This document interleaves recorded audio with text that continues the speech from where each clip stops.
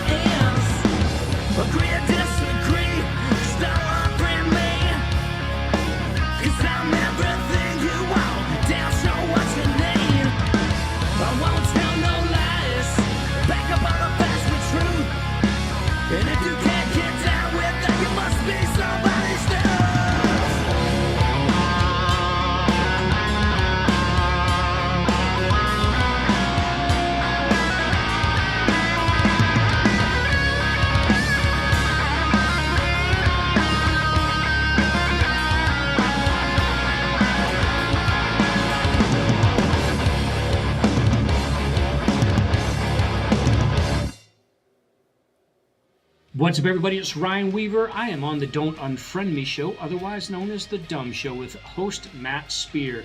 You guys can find the show at The Dumb Show on social media or thedumbshow.com. Good evening, everybody. Happy, what the hell night is it? Wednesday? Wednesday. Oh, it's going too fast. Wednesday. Good evening. My name is Matthew Spear. I am the host of Don't Unfriend Me, and it's good to have you here tonight. My illustrious, sexy, succulent, delicious wife is to my right. Hello. That's it? I get a hello? Hi, y'all. Is that better? Good evening. Yeah. Good evening, infidels. Yeah.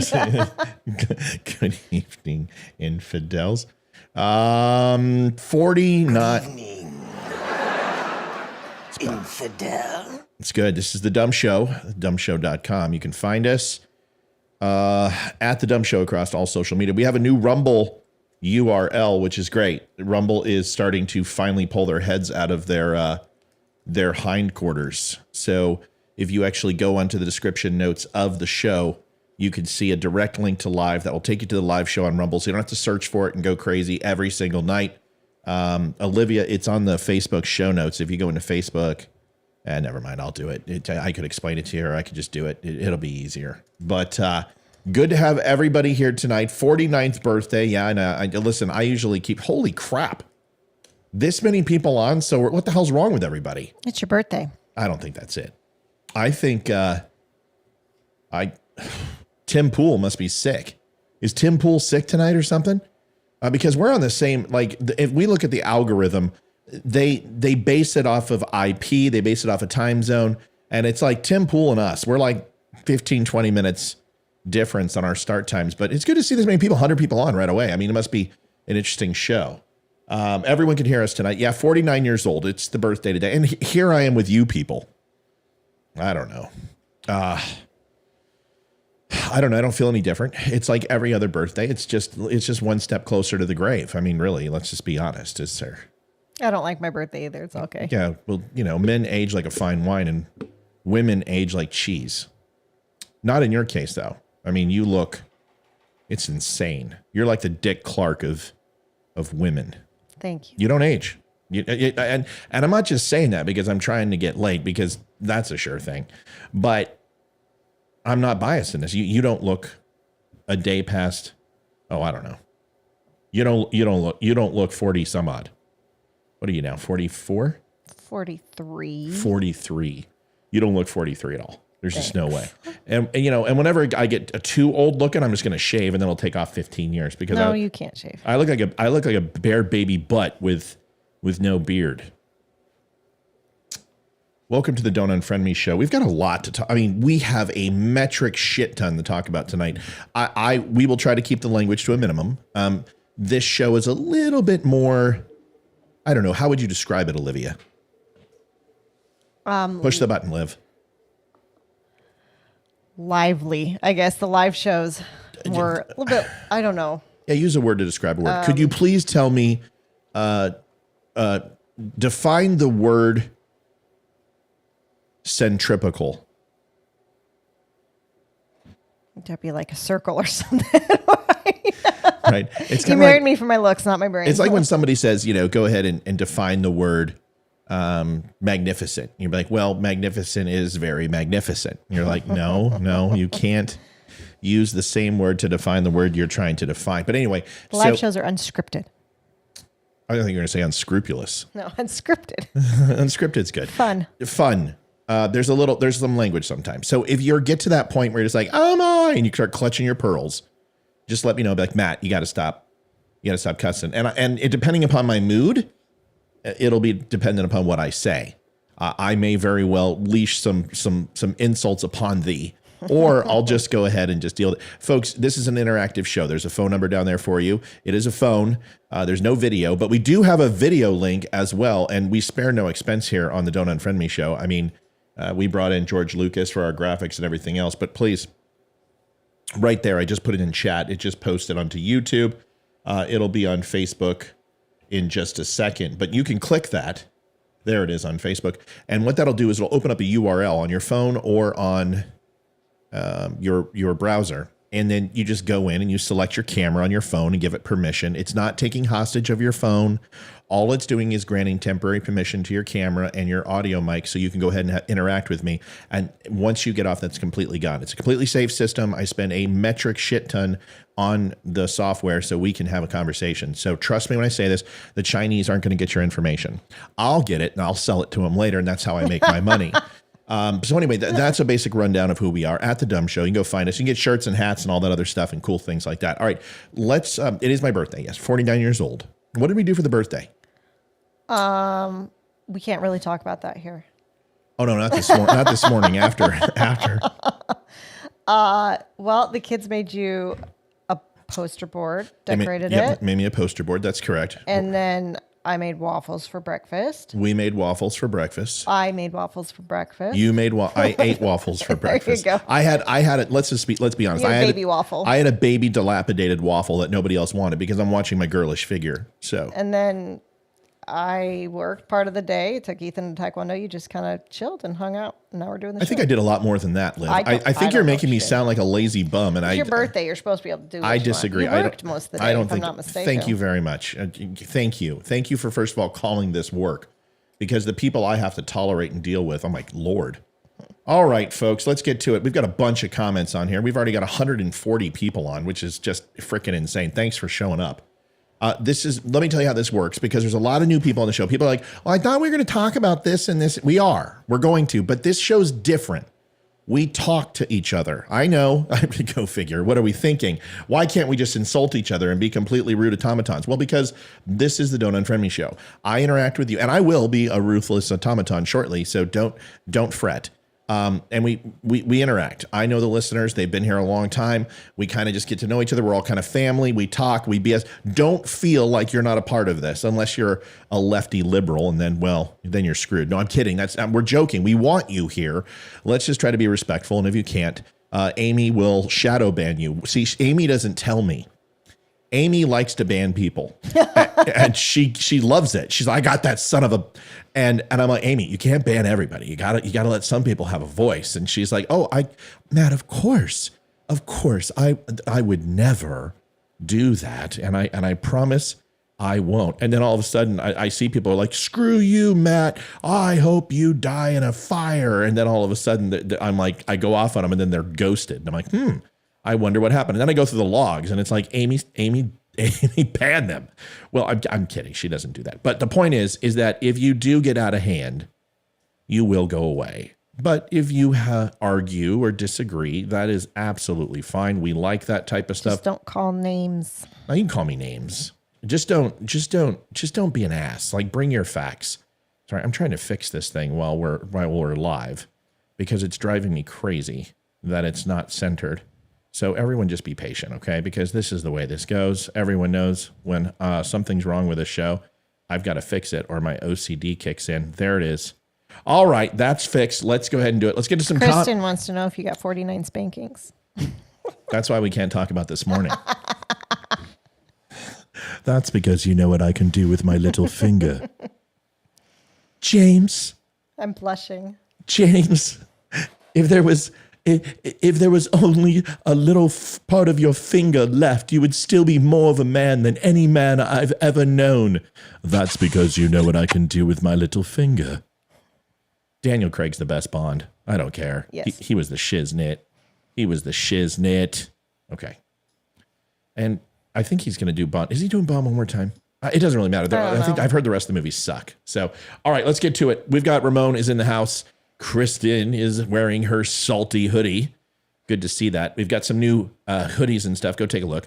Lee is on. Dale is on. It's good to see you. 135 on. James, hello. Kat is watching. Chevelle, Maureen, Colleen, Tom from Northern Arizona. Are you up in Anthem? Are you up in Flagstaff? Where are you at, Olivia and I? Anthem's really not Northern Arizona. Anthem's like North Phoenix. But it's on the way to the northern part of Arizona. That would be the lower northern part of Arizona, don't you think? no, because it's technically Whatever, a Olivia. suburb Nobody of brought you in. Phoenix. Nobody brought you in here for geography. When you stop, We you're here. live You're like- here for your looks and your good-looking We voice. live like 5 minutes from Anthem. Whatever. And we still had a Phoenix address, so. Hi, Amber, Mike, Ryan's here. Ryan's from Florida, and he's on. Good to see the Ryan Samuels show on the show. Alex, hello from Norway. Good to see you. Hey, how do you feel about Finland? That's got to be a little bit of a surprise. I'm excited to see what happens there.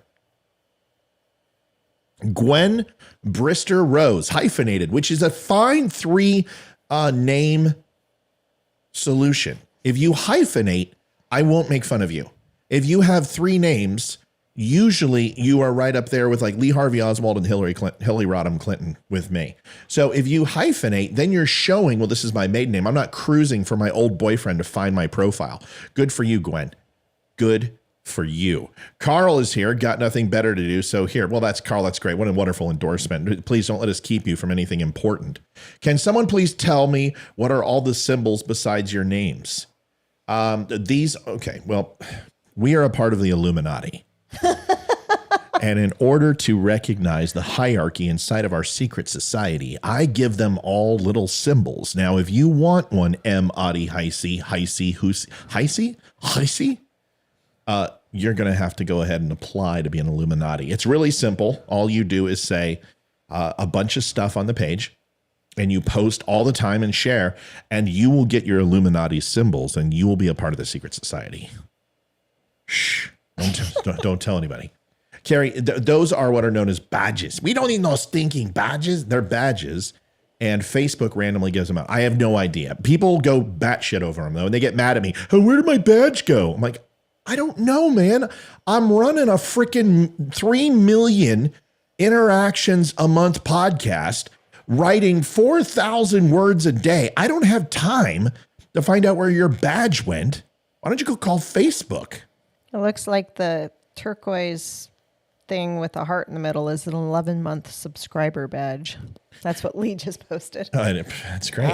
That's good for you. So the subscriber is in your phone right now. So when you look at your phone and you go down to the lower corner where you see the hearts and likes and all that, there's this little box right there. That box is a subscribe box, and we have for $1.99. You can be a part of the Dumb Nation group, and it gives you 15% off of clothes and all that type of stuff. All right. Let's keep going. Carrie, hello. Lee, what's going on, buddy? Happy birthday, Matt. Thanks, Sam. Carrie is saying something again. Hi, Olivia and Matt. Tammy Tennyson Craig. What a strong name. Sounds like a Civil War general. Hello, my name is, except for the Tammy part. What would it be? Tomon? My name is Tomon Tennyson Craig. Tomon? Well, it's the closest thing to Tammy. I mean, can you think of another male name that sounds like Tammy? No, I didn't think so. Tommy. That's why Tomon. But Tommy. Hello, my name is Tommy Tennyson Craig. It's wonderful to see you. How are you tonight? Oh, God, I'm steaming. No, I don't think so. No, it's more like Tomon. Hello, my name is Tomon Tennyson Craig. I'm going to shoot those bloody rebels. That sounds better. I like that better. Hi, Matt and Olivia, Carol Davis says, and everyone from Iowa. Hi, everyone. What about everyone else? Folks, Still Point is having a freaking concert. It's in Georgia. I'm going to get some details for you. I promise you it's going to be good. Still Point's awesome. They do our music. If you guys like the Don't Unfriend Me song, you know the one. They are going to be doing a show, and I would highly recommend that you go. I am actually considering flying down there and bringing the fam damily and going myself. That's serious. I think it's going to be ridiculously good. So the details, as I'm doing this on the fly and I'm stalling, is Cherokee Voodoo will be playing. Sounds a little ominous. Still Point, Flake, and Bible Belt. Ooh, that's an interesting name for a band. I know. April 22nd at the Furnace 41, 7716 North Main Street, Janesboro, Georgia 30236. Doors open at 7, April 22nd. All ages, $10 and $15 at the door. Don't forget to tip your bartender. Cherokee Voodoo, Still Point, Flake, and Bible Belt will be playing for your entertainment in Georgia. Go for Still Point. Holy crap. Folks, everyone's like, dude, there's way too many commercials in this show. Just be quiet. We're getting there. Happy birthday. Judy says hi. Hello. Almost missed this. Michelle says, JD, happy birthday. Happy birthday. Thank you. Alfonso Donald, birthday boy. That's right, 49. Thanks, everybody. Olivia, please share and follow. Mike, hello. Everyone's doing good. Kristen, hello. Rick, hello. Judy, hello. Tom, hey, old man. Thank you. Adeline Muggleton. No, that sounds like a Harry Potter character. That does. Hello, I'm Miss Muggleton. I'm Miss Adeline Muggleton. Would you like a spot of tea? Harry, you're a wizard. I'm a what? A fucking wizard, Harry. Open up your ears, you little shit.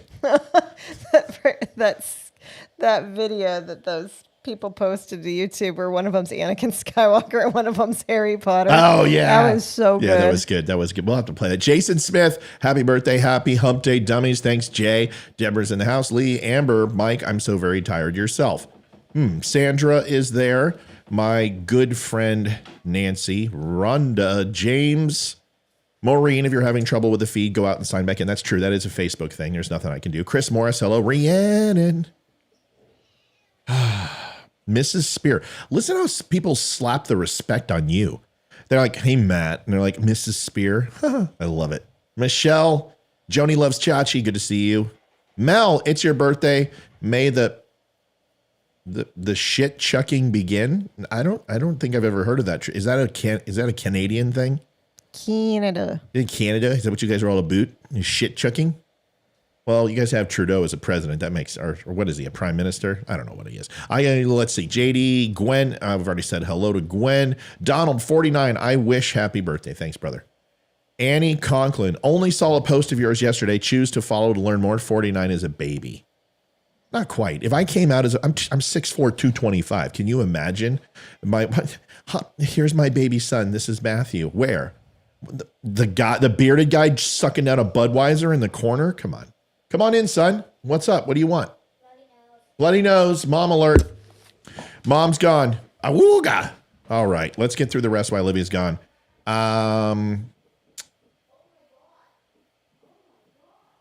What's going on?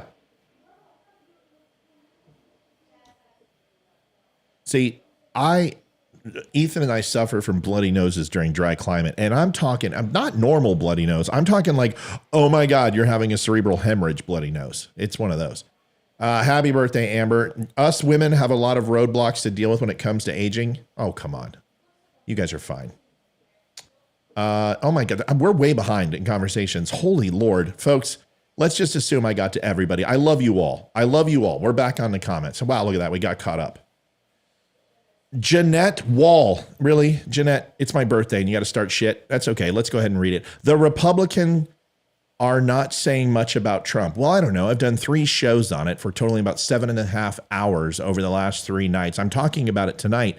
Well, what are we talking about, Jeanette? I can't speak for everybody. I can only speak for myself. Are you coming in the show? Mom told me to fill her part. Hayden's filling the part. Ladies and gentlemen, my daughter, Hayden McKenna Spear. Hayden, welcome to the Don't Unfriend Me show. Hi. How are you? Well, you sound great. How are you? Good. Good. You sound better than mom. I'm loud, that's why. No, well, you're like me. So you have a loud voice and an opinion. Go figure. How's everything going with you, sweetie? Good. Good. Well, I have a little something to share with everybody. And since okay. you're here, it's fantastic that I can share it together. Okay. Is that okay? Yes. Are you sure? Yes. Oh, well, that's awesome. Let's go ahead and do that. Folks, I have something to share. My daughter sent me a text.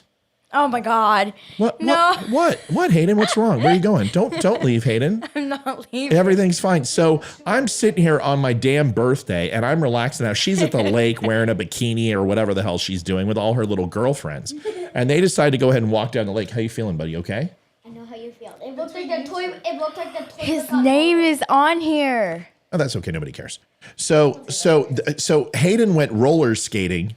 Hayden, tell me the story. You went roller skating. Okay. What happened? So we went roller skating, and then there was this guy, and This guy, okay, when you say guy, was he like 46 or was he? No, he's my age. He's 3 months younger than me. Okay, and how old is that? 12. He's 12 right now. And he's 12 years old. Okay, so Yeah. this 12-year-old punk was where? So we were at the skating rink, and it was a school event. We were all just having fun. And then Describe having fun. Okay. No. We were just like skating, nothing else. Skating, is that code for things that I don't want to know about in kid language nowadays? Oh. Okay, so you're skating no. on roller skates? Yes. You were skating away on the thin ice of a new day. Jethro Tull? No? Okay, go. Okay, so we were like skating. Hang on. Do you want me to tell this whole story? Yes, I want you to tell the whole story. Will you hurry up? Okay. We're losing people because you won't hurry up. Sorry. Okay. So we were just hanging out. Everyone was like skating.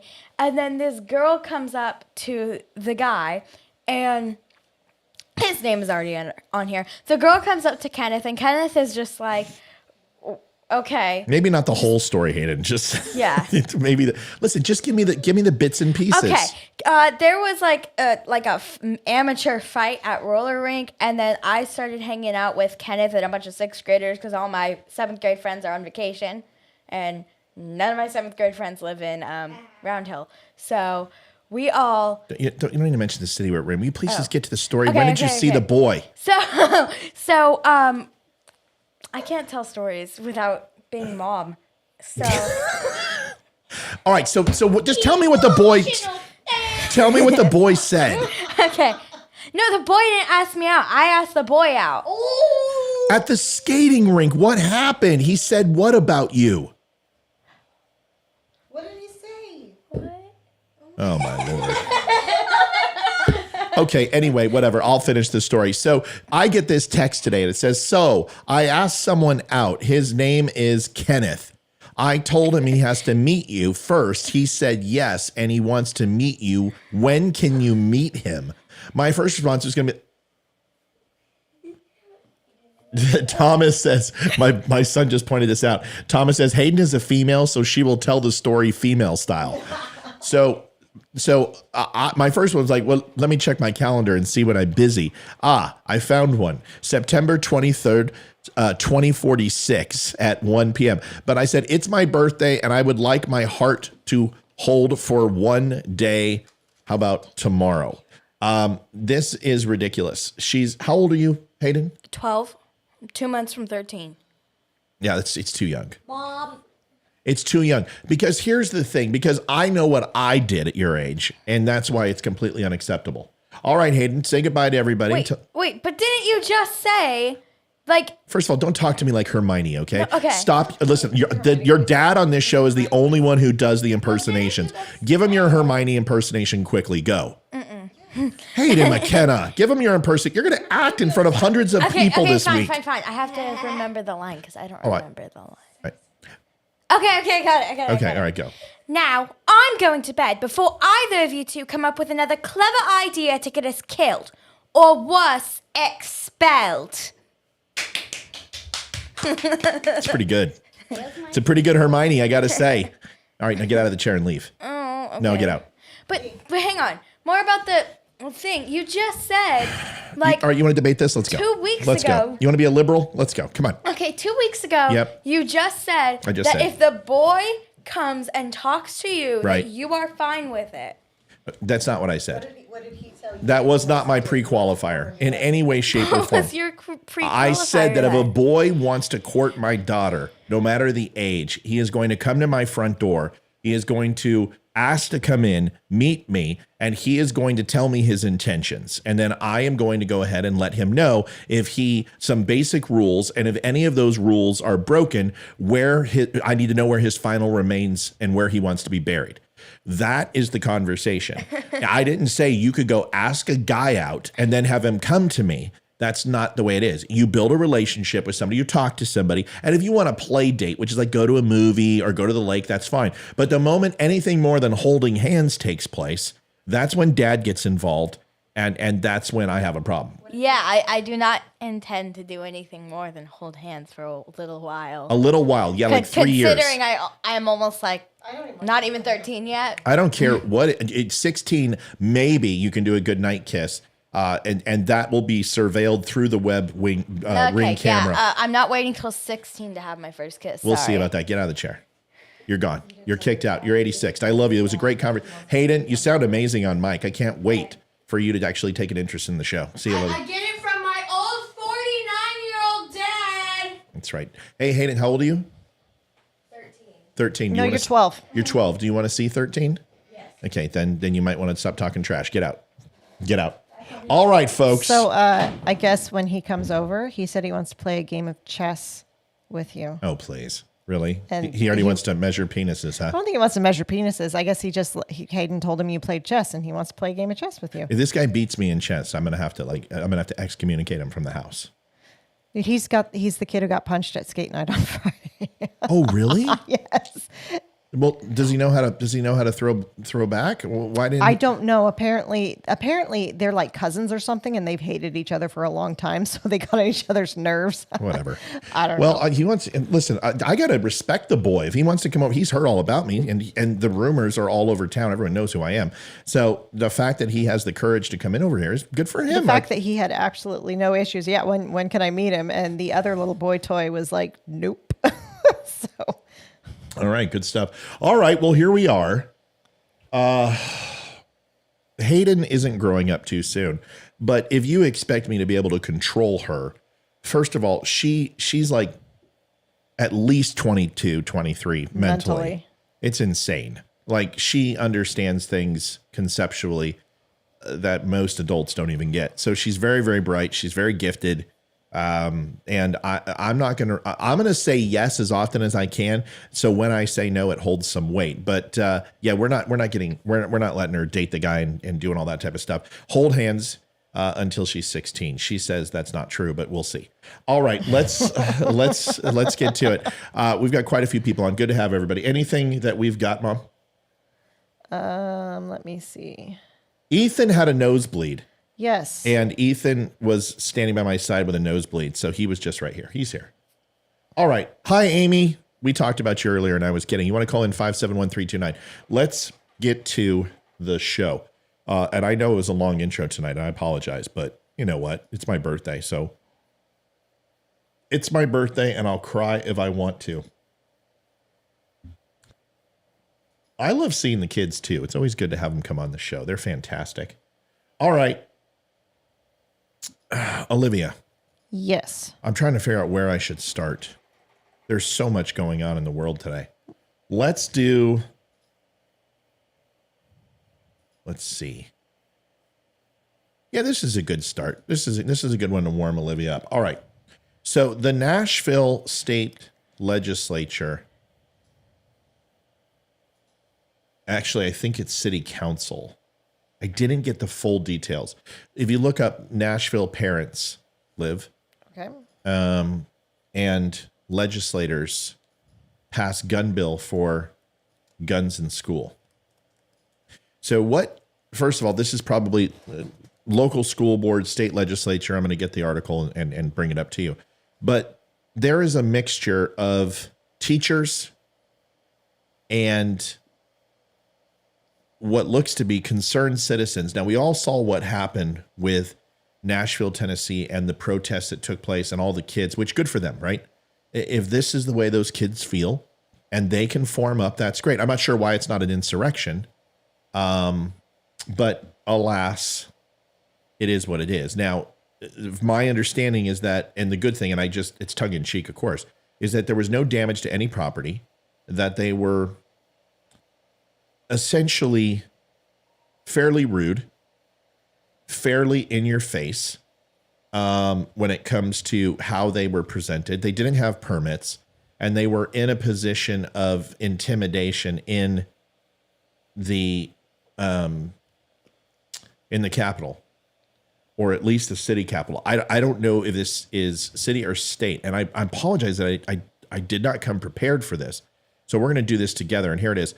Legislation to let some teachers carry firearms in Tennessee public schools advanced Wednesday in the House. Yep, so it was state legislatures. I'm doing okay.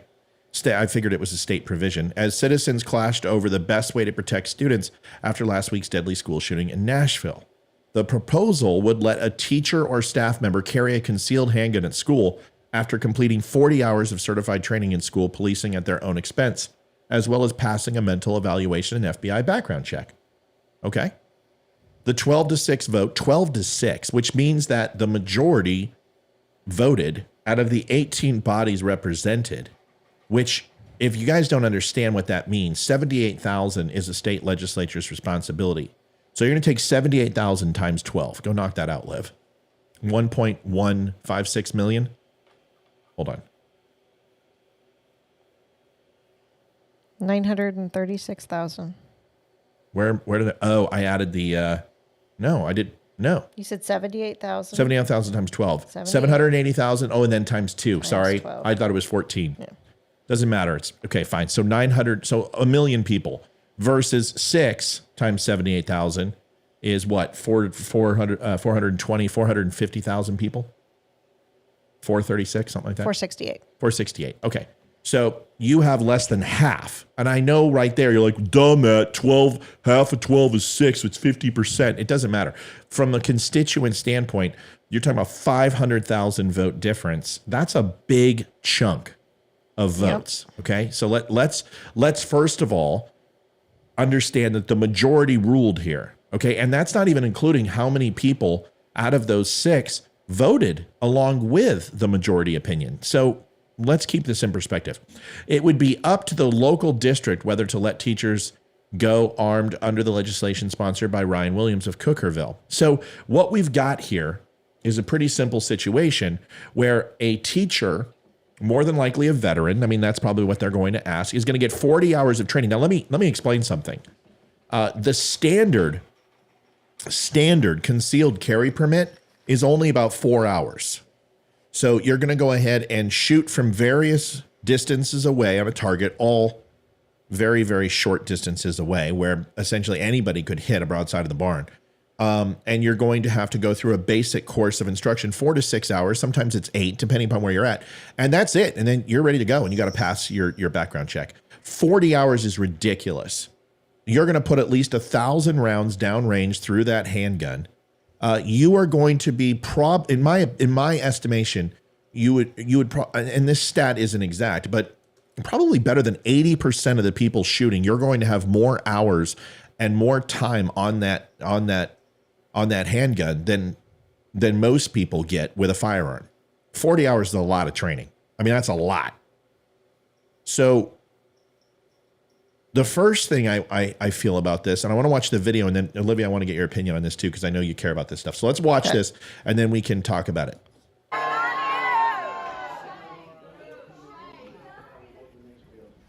There are children alive today that would be dead because of your attitudes. There are children alive today that would be dead because of your attitude. So what they're saying is that a teacher had a gun in these situations. There are children who survived that would be dead because a teacher had a gun. What? Does that make any sense to anybody? So what is he? So what is he saying? That the teacher would use the weapon, put down the assailant, but also harm children in the process. Well, that's Are these?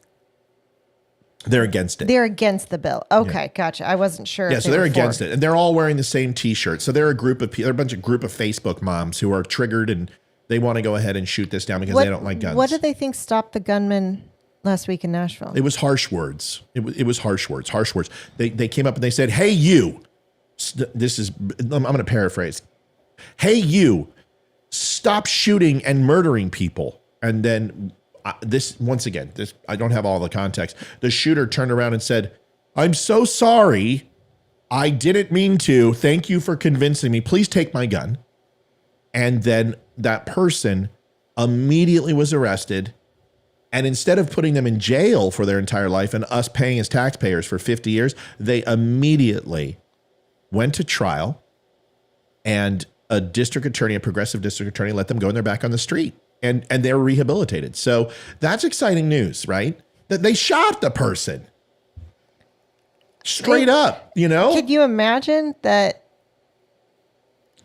if teachers had guns, they're at the school and at the location. Right. They can just take action. Right.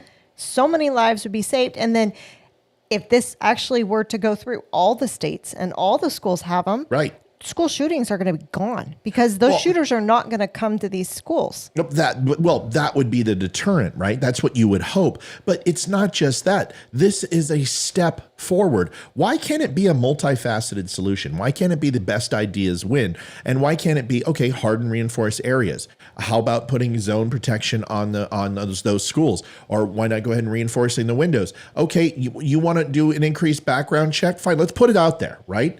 Let's put it out there, and let's put that we expand. If this is what you really want to do, expand non-criminal psychological evaluations that have to do with suicide, harm, or taking out other people have to be reported, unfortunately, to the alcohol, tobacco, and firearms. Okay, fine.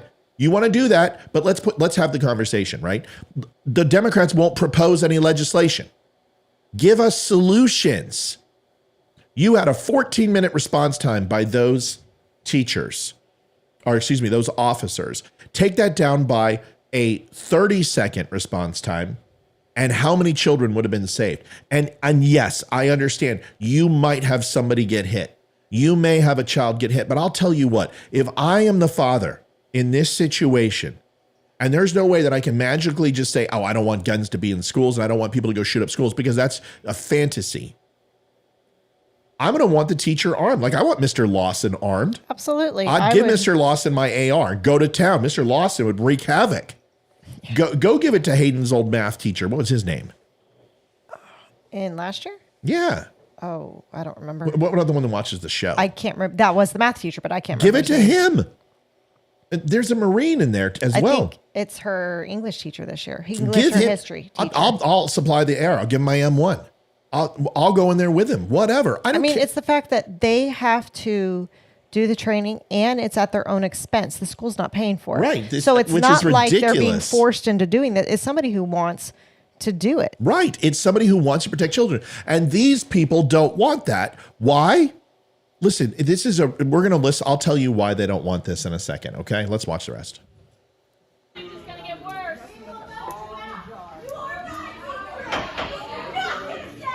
You know any teachers? They don't get paid to die. You met these people, they shouldn't have guns. They don't get paid to die. It's exactly what they're getting paid for right now. Yep. They are getting paid to die. Let's pay them and give them a chance to live. Let's give them a chance to live. Let's give teachers and children a fighting chance instead of throwing erasers and rulers at a freaking person with a gun that fires rounds at 2,300 plus miles an hour. Let's go ahead and give them a chance. Jane just said, I heard someone say a shootout would be too traumatic for the children. I think what might be a little more traumatic is watching their best friend's face getting blown off right beside them and then their teacher dying in front of them. Okay, it didn't sound like Jean was coming after us. No, I know. I'm just saying, I was saying that she was just, I'm not attacking you, Jean. What I'm saying is I'm aiming that at the people in the video. She said Right. she heard someone say that in the video. And that's going to be a little more traumatic, is to see your friends die as opposed to seeing your teacher pull out a gun Right. and shoot somebody. Exactly. It's 100%. 100%. All right, here we go.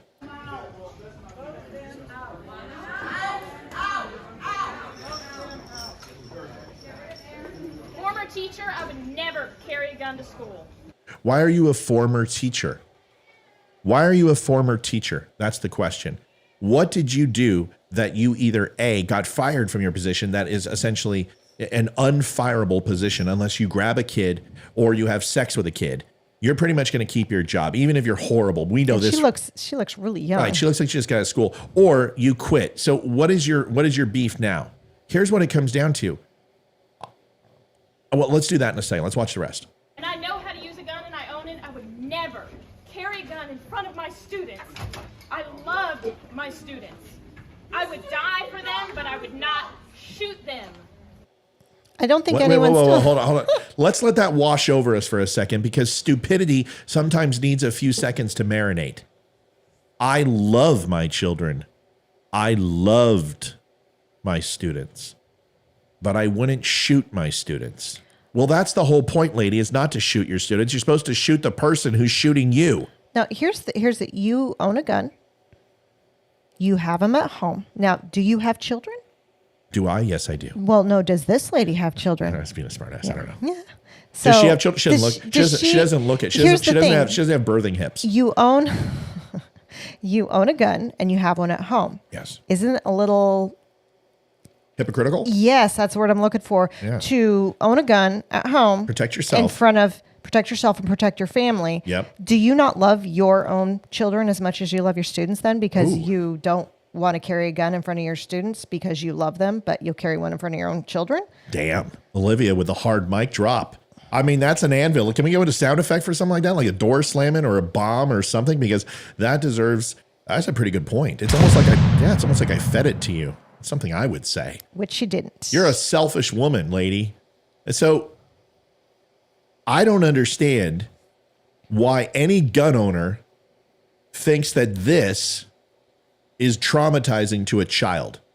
My kids walk by this and multiple guns every single day. And you know what they think about this? This is a screwdriver.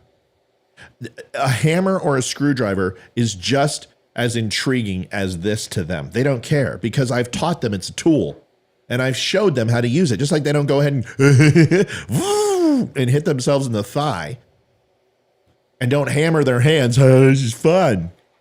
It's because they understand that tool can cause harm and it's for a specific job and a specific reason. I am so glad I'm not a Tennessee educator. So are we, lady. So are we. Listen, it's simple. It's absolutely simple why they don't want to have teachers armed. Olivia, why do you think they don't want to have teachers armed? You know, I don't know. I've never thought of it. Okay. Because I'm so pro-gun. I would love it if our kids' teachers were armed. I would have absolutely no problem with it. And honestly, arm the ladies in the front office because they're where they usually come in first. Get them because if they can get them before they even get down the halls. Well, what if we do this? Let's do a little role play. No, can't do that on camera, dear. Not that type of role play, sweetie. Let's do role play. In this sense, I'll walk you through it. Okay, you're gonna be the Democrat. Okay. And I want you to say no to everything I say. Okay? Okay. All right, you ready? Yeah. No. Good. Very well done. Outstanding. Give yourself something.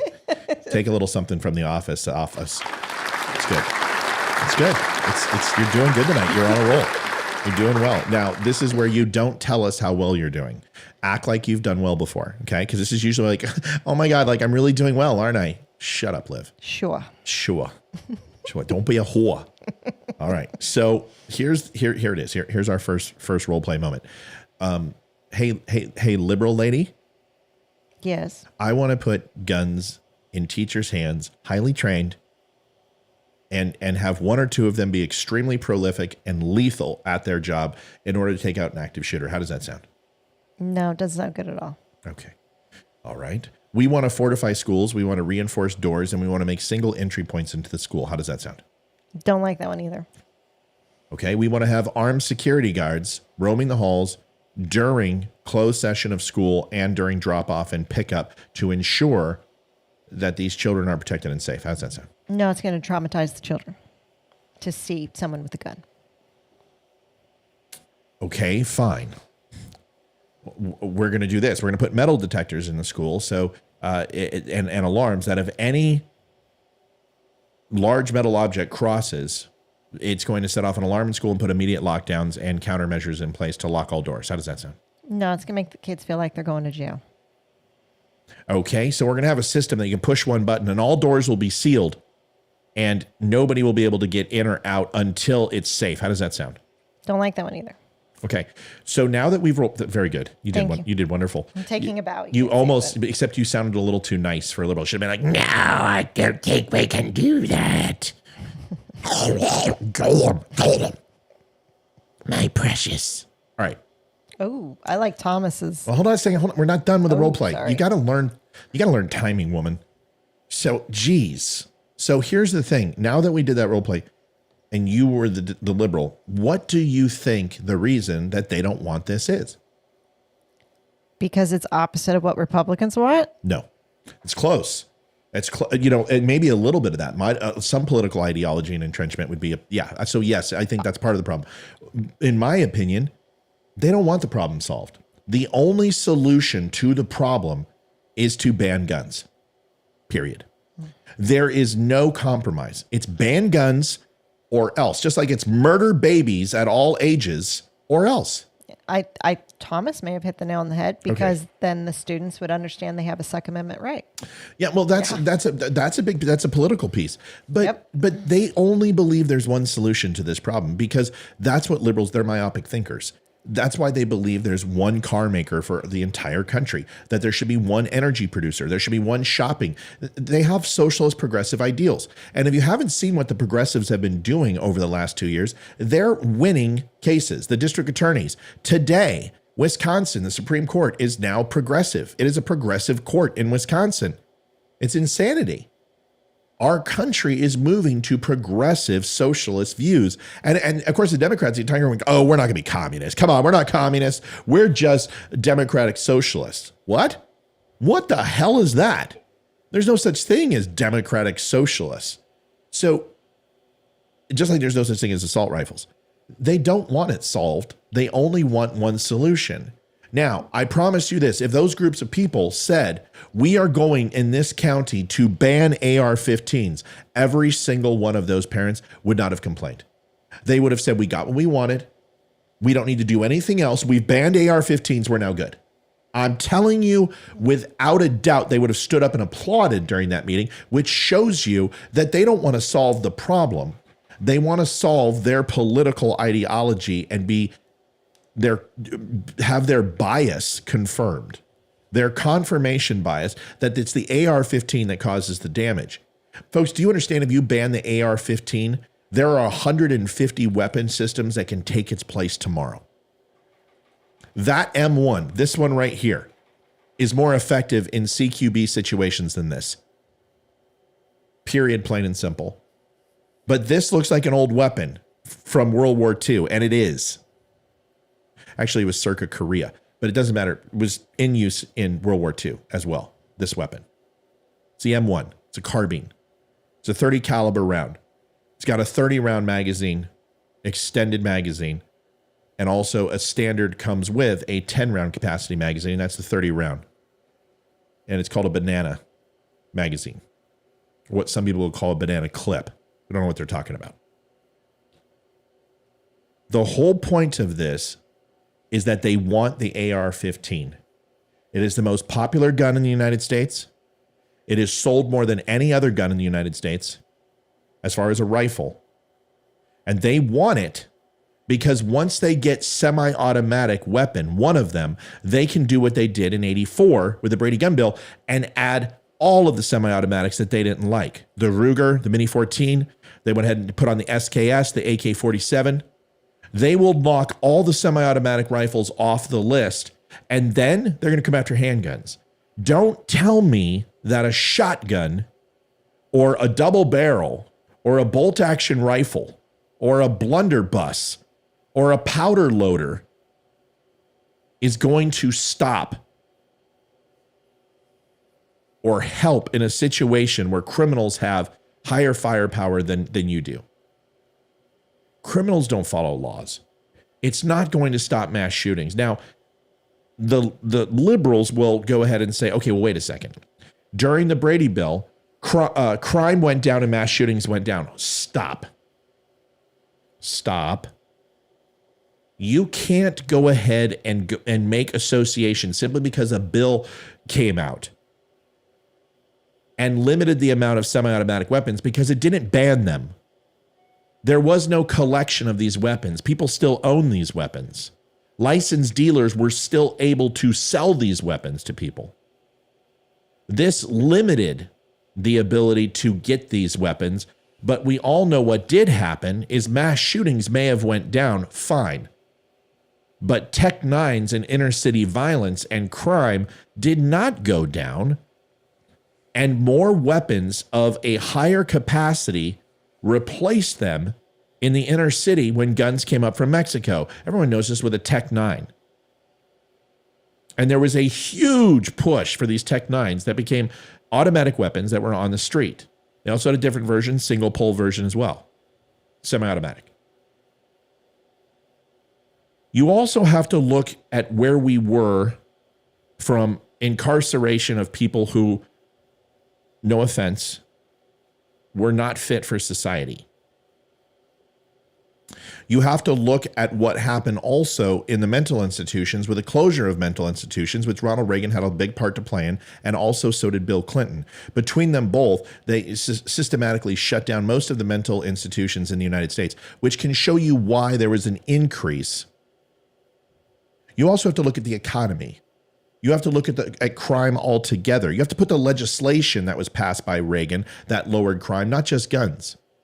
There's so many variables to this that it's not okay for you to say, well, just because the gun bill, crime went down. Because right now, I'm telling you, if you banned every single AR-15 in the United States today, crime isn't going to go down. Because that's not what's used for most crimes. It's handguns. By far, 12% of mass shootings, 12%. Now, if you take the last 10 years, that number goes up to about 24%. But if you take over the last 30 years and you go ahead and you put in all AR-15 semi-automatic rifles and mass shootings, it's 12% of the overall total. And you've got to look on a long enough timeline. You can't look from a year and say, oh, wow, look at this data we've got. Most mass shootings, over 66%, depending upon when you look at it, up to 80% of mass shootings are done with handguns. Most mass shootings are not done in a situation where it's unarmed people in a school or a mall. It's done at block parties and drive-bys and gang violence, because a mass shooting in most states is anywhere from 3 to 4 people casualties, either injured or a homicide that was done in the shooting. So every gangland shooting that happens across all these inner cities are considered mass shootings every single weekend. Does that sound fair? You're talking about criminals. You're talking about people who are breaking the law, and you're going to go ahead and ban guns and expect these people to obey the law? Crime will not go down if you ban AR-15s. The only way crime goes down is to send a message that if you are committing crimes, that you're going to be held accountable. And the only way to do that is to get rid of the progressive DAs. That is the one consistent thing that has happened, is the more we put progressive district attorneys in cities like Los Angeles, San Francisco, Baltimore, Chicago, Detroit, you see crime go up. And the reason why is because mass incarceration obviously isn't the solution. But when you forgive crimes that are felony stasis and you do no cash bail and you let these people out on their own recognizance, and there is absolutely no accountability for their actions, this is what you get. You get more crime. Now, am I saying that criminals should have all the guns in the world? No. Unfortunately, we have created a situation and a conundrum because we have not cleaned up these cities. You have officers who are outnumbered and outshot and outforced. They can't compete with what's on the street. You have to engage from a national level to go into these neighborhoods. And yes, you've got to take them back. Or we need to shut up about it. That's really what it comes down to. Either you shut up to the 66,000 some odd violent deaths or homicides or suicides in this country, and you shut up and you stop complaining about it and you just suck it up and go, thank God it's over in those inner cities where I don't live. Or we got to go in and clean them up. That's it. That's the solution. That's the only solution. And if you want to stop mass shootings, you got to take away the soft targets, period. You have to, this shooter skipped over a school that had defenses in place and could return fire on her based upon her surveilling and searching for which target she wanted to hit. Right there, that should immediately be like, okay, this needs to be a part of the discussion. How do we prominently display force in these situations without terrorizing children? Let me tell you, I went to Ventura High School. It's a very tough area on the west side of Ventura. We had a gate. We had metal detectors.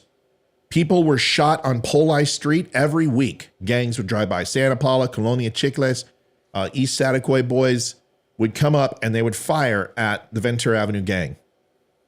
And we would lose students. One of the friends that I know named Anthony was shot 6 times with a .22 rifle. 6 times. Put him on the ground 6 times in the chest and the abdomen. He lived.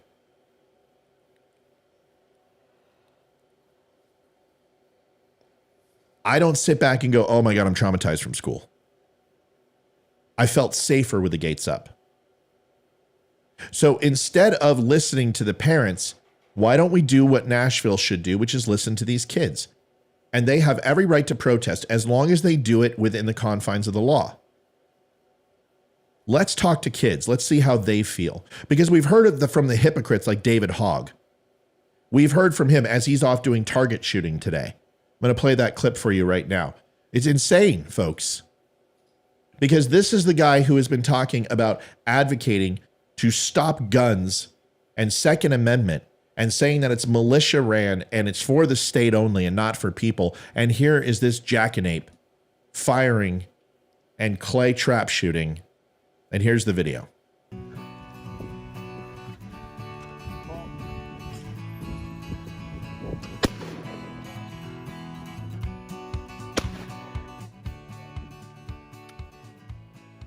What's going on, Dumb Nation? I wanted to bring you a little bit of news, some good news. I think it's good news for Second Amendment advocates and people who like their. Sorry, ready? Let me go back to that. But survive the advocate.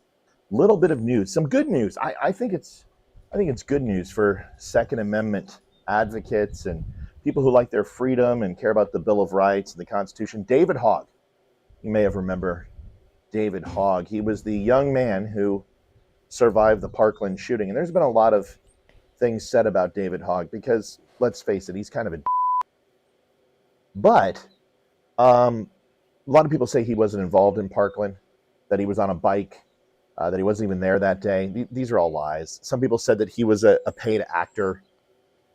These people are stupid and they're conspiracy theorists, and that's truly what it is. Those are complete unfounded conspiracy theories. David Hogg is a lot of things. A liar when it comes to what happened that day at Parkland is not one of them. He was in a closet with other survivors. Janitor interrupted their pathway towards the shooter. His sister was there, who was a freshman.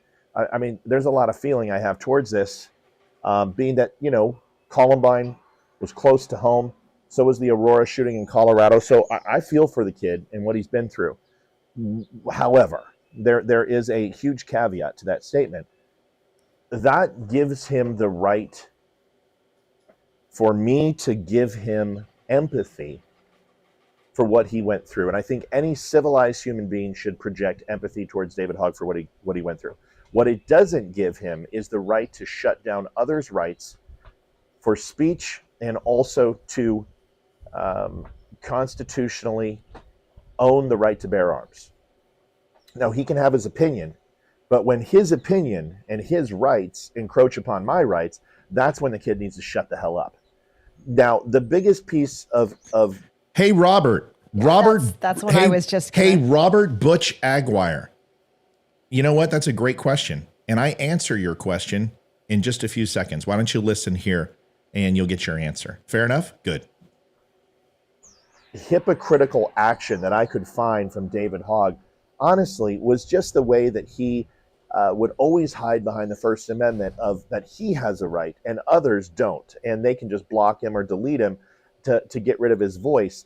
And my thought is that that's kind of antithetical to free speech. If people are blocking you constantly because you're so obnoxious, and I can be, that they don't want to hear from you, and your points are so invalid that you're to the point of annoying them ad nauseum, to where they can no longer listen to your voice drone on, then maybe you're the biggest threat to your own individual freedom of speech.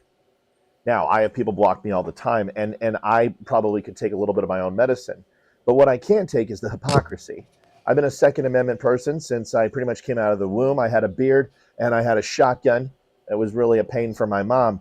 And I believe that firearms are not just a necessary freedom to ensure the rights that we have, but a well-armed society ensures a free society. And I believe that, and I will believe that to the day I die. I've been asked hypothetical questions all the time of, well, what of your kids? Well, first of all, I'm not going to wax intellect with somebody who wants to use my kids as a talking point. There you go, Robert. That's not going to happen. Second, if it did, I would deal with it like most parents. It would destroy my heart and soul. But in the end, my reciprocity or the focus of my revenge and anger would not be towards the weapon and melt that down fervently with passion and anger. It would be to take that out on the person who executed the atrocity towards my family. To see David Hogg and his tweets and the way that he communicates, I said he was a d, and I mean it, because the guy shuts people down and doesn't want to have a conversation. His interpretation of his high school level education in some college is that he understands better than me simply because I'm a boomer, or I'm older, or I haven't been to high school in so many years. Well, I also haven't been in the backseat of a car and thumbed through that process, but I'm pretty good, if you ask my wife, at what I do. You don't have to be young to understand what young people are going through. And that's the beauty of getting older, is there's a hierarchy to the process. And there's information and education that's obtained through years of service to life. And if you can't respect that, then how can you expect me to respect the petulance and the immaturity of a prepubescent toddler screaming that my guns are not mine to own, when he actually takes joy in shooting himself? David Hogg believes that all guns deserve to be banned, that the Second Amendment is for militia and for the state, even though the 10th Amendment completely contradicts this by giving all power reserved to the states in the 10th Amendment. Why would the Founding Fathers go ahead and make 9 of the strongest amendments that we have in the Bill of Rights that are designed for the individual and the people and to protect individual freedom, and then ultimately return it to a tyrannical state and a military force to oversee? It doesn't make any sense. And that is the one argument that David Hogg and all the gun haters can't answer, is why would the Founding Fathers give freedom to every American and then have them restricted by a standing army? I understand his experience is to see an active shooter situation. They are diametrically opposed. I understand he's got a bad taste in his mouth. I understand that this will be with him for the rest of his life. And I absolutely support his right to say whatever he wants, as long as he understands that I have the right to say that he is a total. Thanks, folks. Appreciate you watching. See you next time. Yeah. And by the way, for David Hogg, that's how you fire a shotgun and trap shoot properly. Put that thing in your shoulder, dude. My Lord. Maybe he shouldn't use weapons. Robert is back. Robert Butch, whatever, has some things to say. Beautiful family, Robert. He says, I'm not against guns. It's interesting. Most people who qualify that they're not against guns usually are. Just FYI. You shouldn't have to say that, right? Hey, I'm not gay, but you have a great looking ass, Robert. You see what I'm saying? I believe that we all have the right to protect ourselves. Okay, that's a full sentence. I guess we're done. Thank you. So thank you for making your statement. I agree. We all have the right to protect ourselves. So the debate's over. We agree. And if you have the right to protect yourself, you should have every advantage over a criminal. And if a criminal is 6'7" and 280 and comes in my house, my wife doesn't stand a chance with a bat. She doesn't stand a chance with a knife. She stands a chance with what God intended to do, a 40 caliber hollow point hydroshock round, 6 to 12 times in the center mass, is going to go ahead and take care of her. Okay? But I'll read the rest of your comment because I don't want to be rude. Yet. But there are guns that should not be permitted. Well, that's contradictory to your statement. To buy that is specifically an assault rifle. What is an assault rifle? Please explain it to me. Rifle is a noun. Assault is a verb. That rifle cannot assault anyone without another noun getting involved, which is a person. Explain it to me. Do you want to say an assault person rifle? Okay. Even though that's still stupid. Fine. You got to introduce another noun into your clever little comment. Second, AR does not stand for assault rifle. It's Armalite. It's the company who made it. So I don't know what to tell you. What is an assault rifle? Is there such thing as an assault fork? Is there such thing as an assault car? Is there such thing as an assault spoon in the right hands? I'm not sure what it is, and I really, truly want to know. What is your definition of an assault rifle? So, Robert, maybe you can call in and tell me. Olivia, do you know what an assault rifle is?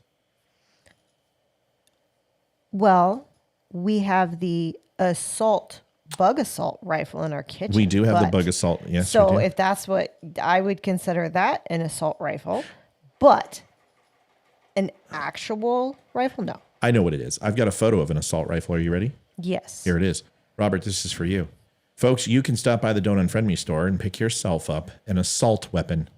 It's a weapon that shoots salt. You simply attach a salt shaker to the end of the muzzle, and instead of having a muzzle flare or a suppressor, you can add a shaker of salt. It makes a highly prolific weapon. Liberals will love it, and you can pick up the shirt to support the salt weapon at your local Don't Unfriend Me store by going to thedumbshow.com. Robert, this shirt's for you. No such thing as an assault weapon, my friend. Lastly, Robert says some other stuff. I'm looking for it. You have it in front of you, Liv? No, but I can find it. I got it. I want to read this whole comment. I want to be nice. Okay. Got it. All right. What does it say? I went to the wrong. He's all over the place. Here's his next and last one, unless he calls in, because I'm not going to sit here and spend all my time. This answer is the same answer that everybody else gives. It gets old. Why? Why couldn't you protect yourself with a 9mm with a clip? Because there's no such thing as a 9mm with a clip. It's a magazine. A clip. Oh my God. Dude, unless we're talking about World War II technology here, you don't know what you're talking about. You're saying that I'm using talking points that you hear all the time. And with respect, Robert, you're the same uneducated liberal that I talk to every single day that has no idea what they're talking about. The difference is that the reason we're repeating the things that we're repeating is because it's called fact. And the reason you keep repeating the things that you're repeating is because you watch CNN. There's people who religiously spend time with weapons. You want someone like me. Trust me. You want me in a church. You want me at the mall. You want me at the doctor's office. You want me within a mile of your children's school. And if I was, I would run in. With no equivocation, with no second thought. And at the end, I don't want to hear from you. I don't want to thank you. I don't want to be on the news. I want you to leave me the fuck alone because I'm not the problem. My guns have done nothing to you. My weapons have done nothing to you. My rifles have done nothing to you. They are here to ensure that I get home safely to my family and I get them home safely to their home so I may defend my home. I'm not trying to play hero. I will never pull it unless my life is in danger or my family's life in danger. I will get into a car and flee before I put rounds down range. But if there is a situation that there is no escape and my family and I are going to die, I'm going to war with that threat. And it's not going to be with a Subway fucking sandwich and a Bible or a Slurpee at the mall. It's going to be with multiple magazines where I can put high velocity rounds downrange on target and eliminate the threat. How's that for an answer? So you got something else, I'm sure? No. Good. Clips. Oh my gosh. I can't even read the rest of his comment. I might throw up. Folks, let's move on. Listen, Robert, if you want to have a further conversation, 571-329-7576. Phone number's open for you. I do not track your phone number. I don't care who you are. Trust me, I get more threats than just about anybody. I'd like to continue the conversation. But please don't trivialize what I'm saying because everyone else gives you the same talking points. Maybe you should listen. If you continue to hear the same thing, then that's called consistency. And consistency creates repetition. So all you got to do is ask questions and I'll answer them for you. Do I believe people who have mental instability should have weapons? No. But where do you draw the line and what do you consider to be mental instability? And it must be on a case-by-case basis because a woman who has postpartum depression absolutely has a right to be armed. Somebody who suffers maybe from a midlife crisis or stops drinking and shows clinical depression, do we stop them from having firearms? Where do you want to draw the line? I can say I had postpartum depression after both children, much worse after Ethan. All right, we got a call. We got a call from Fresno, California. Fresno, California, please do me a favor. What is your name? We're going to try to get this thing working. And where are you from? Obviously Fresno, but what's your name? Hold on, Fresno. We're trying to get this working. Can you hear me? Okay, hold on. Don't leave. Let me get this thing connected. Hold on. Stay with me.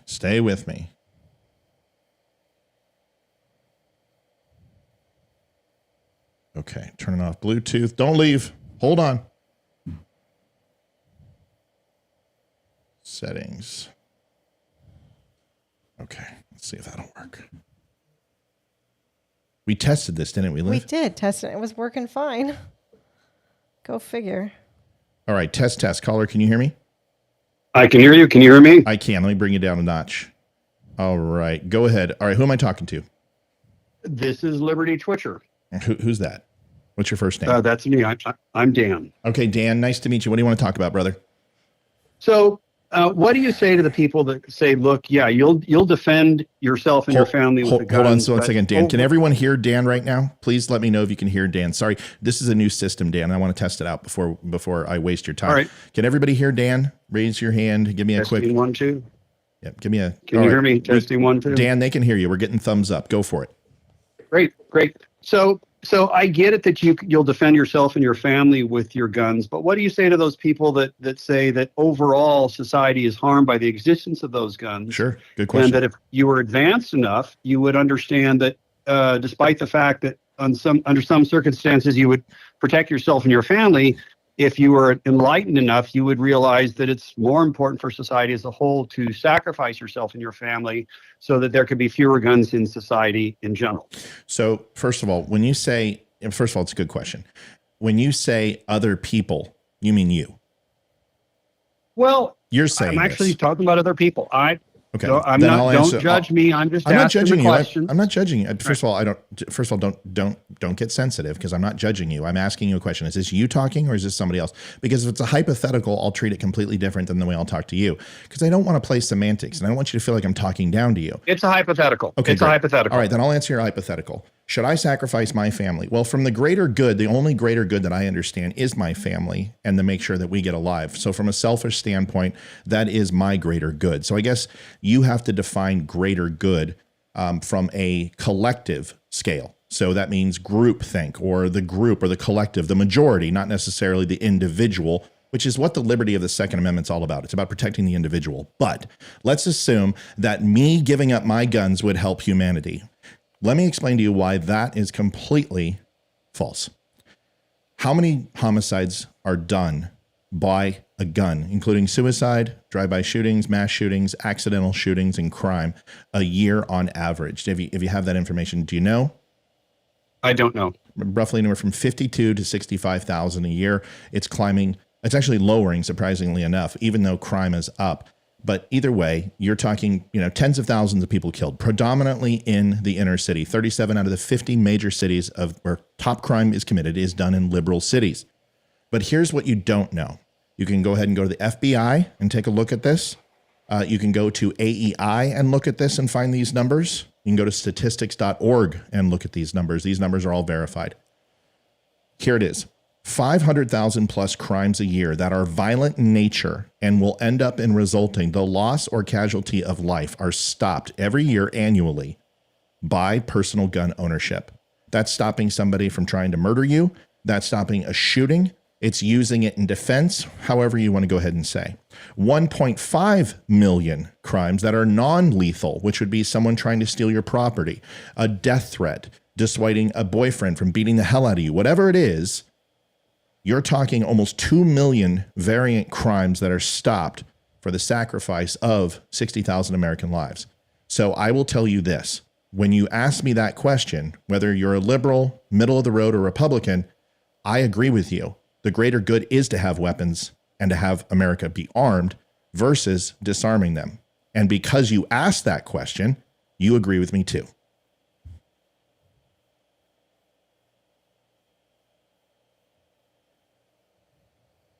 Is he still here? Nope. Oh. Nope. Is he there? Hello? Hold on. Oh, hold on, man. You disconnected. Hold on. Hold on, brother. I got your back. I was like, damn, did I really mic drop him? I don't think I mic dropped him. This guy's got to have an opinion. The Wi-Fi or the Bluetooth disconnected? Yeah, Bluetooth disconnected. Hold on. I'm getting you on, buddy. Okay, let's try this one more time. All right. Can you hear me now?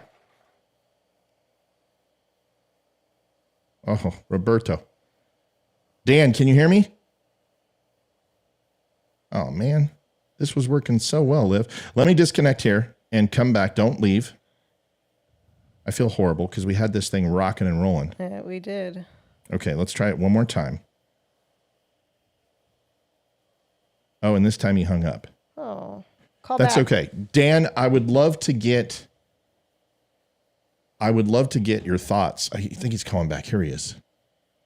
Nope, he's on. Can you hear me, Dan? Yeah, I lost audio, Bubba. Hold on. I'm working on it. This is a great phone, but it's not doing its job tonight, obviously. Hold on. All right, I'm going to turn off Bluetooth completely and come back in. And we'll disconnect.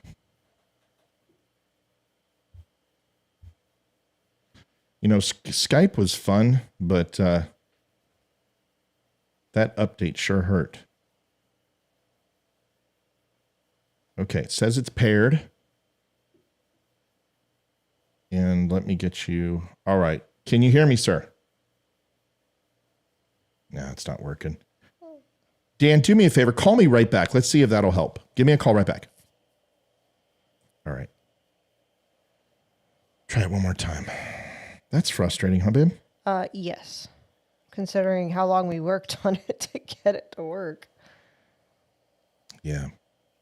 Folks, hang tight. We're trying to get the phones to work. Here, I'll finish my comment about the... Yeah, go ahead. So I had postpartum depression with both kids. I had pretty much severe postpartum depression with Ethan. I never had suicidal thoughts, but I had to go on antidepressants. And I was not a very nice person, to be honest, Matthew. I hit some lows. And we had guns in the house. And not once did I think about taking a gun and harming anyone, even myself. So, I know there's everyone's different when it comes to postpartum depression because, yeah, there have been several mothers out there, especially that mom in Texas, that had severe postpartum depression, killed all 5 kids, but she didn't use a gun.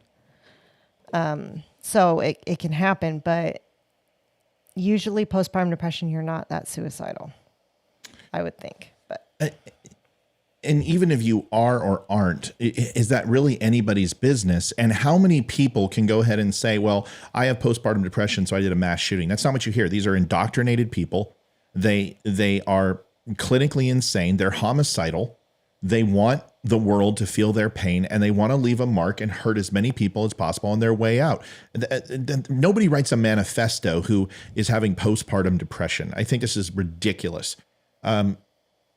There are reasons we have a criminal justice system. There's reasons we have right to privacy.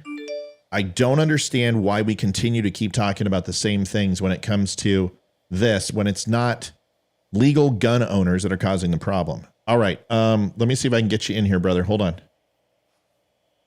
All right, Dan, can you hear me now? Yeah, this is really pissing me off. Do you know how much work we've done on this? what did you do last time to get him in? I disconnected it and then I reconnected it, but I can't keep doing this. We got a show to do. Yeah. And I don't know if I can fix it on the fly. And the problem is that he can't hear me unless the Bluetooth is working, and it's not right now, obviously. I've tried turning it off. I've tried turning it on. Dan, I apologize, man. I gotta go. Call me back in some other time. If you have a question, you guys can go ahead and just dial in here and leave a comment, and we'll read it. And that's the best we're going to get tonight. All right. So let's keep going, because we're dropping viewers like flies. I want to talk about Rachel Maddow, and I want to talk about Trump's speech. Now, I made a video that asked for Trump to lay out his plan, to be very detailed, to go after not the indictment, but go after 2016 election and what the Democrats did to him. He checked several boxes, 2 out of 3.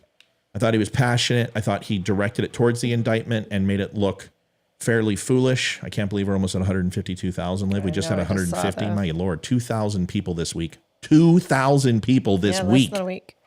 A week. And Trump did most of that. What he did not do is lay out a plan. That bothers me. Real quick, Penny has a question. She said, correct me if I'm wrong, but isn't there gun safes that are only unlocked with a fingerprint? That would be an appropriate safety measure in your situation. I will tell you, gun safes are essential to people who have not educated their children about firearms. I'm not a big fan of fingerprint safes. Most of them are unreliable unless you spend an incredible. Now people are going to say, "Oh no, Matt, I've got one. It's $99." No, bullshit. And we had one, and the batteries run out. It's not. We've constantly. had one. I've owned ones that are $1,000. I've owned ones that are not. I've got an 800-pound safe downstairs. She was also replying to somebody because M. Audie Heisey said, I wouldn't have one because of my family. I foster children, some with a lot of issues, just being safe. And that's smart. Because if you've got foster children, and because a lot are messed up, that is smart not to have a gun. Can I show you something? You see this little thing? This right here is the only thing that makes this a weapon outside of a blunt force object. And if you get bit by the slide, this makes this in the ready position. You can have these wherever you want at any given time, ready to go. It's unloaded. And this is a sight better than not having anything at all, because all it takes and you're ready to rock and load. This is only dangerous when this is around. So I would start with a gun safe. And that's fine. And if you want to use a biometric safe, that's fine. There's some very expensive ones out there. I like the turnkey. It's really simple. I wore dog tags for years. I wore my turnkey on a quick release. Just get yourself a little beaded necklace with a quick release. You can pop that off and you're in your safe and you're done. I did that when the kids were much younger. But once they were 3 years old and they understood what this was, I just simply had the firearm unloaded with no mag in place. The mags were completely separate. And if they somehow found a mag and then figured out how to insert it and figured out how to go ahead and engage it, that's, what are you going to do? But Now, every single firearm that I have is ready to go. My kids don't touch them. Their friends come over. The first thing I do is I have a conversation. And my children know that, first of all, most of the guns in my house you cannot see, and they're not visible, except for the ones that I'm always around in my office right here, these. And nobody gets in my office. I lock the door when I leave. And I don't forget. And if any friends are over here, my children know. My son's this close to a black belt. My daughter was a orange belt, green belt. And they know to put that kid on the floor if they are wanting to play with guns. You have to educate your children. That's what this is. And putting a Band-Aid solution to a permanent problem is not the answer. Educate your children on guns. Show them why they are tools and they are not anything to be interested in. The reason kids touch stuff and do stuff is because they're told no and they're curious. And that's why most children get hurt with guns is they've never been told what it is. They've always been told that they can't touch it. So they want to touch it and see what it's all about. And why is the hype? And why is mom and dad always telling me no? We let our kids, we unloaded them and let our kids hold it. Yep. And then we took them out and showed them how to shoot. Mm-hmm. Here's the thing. Chuck Peterson says Trump doesn't give future plans. That's ridiculous.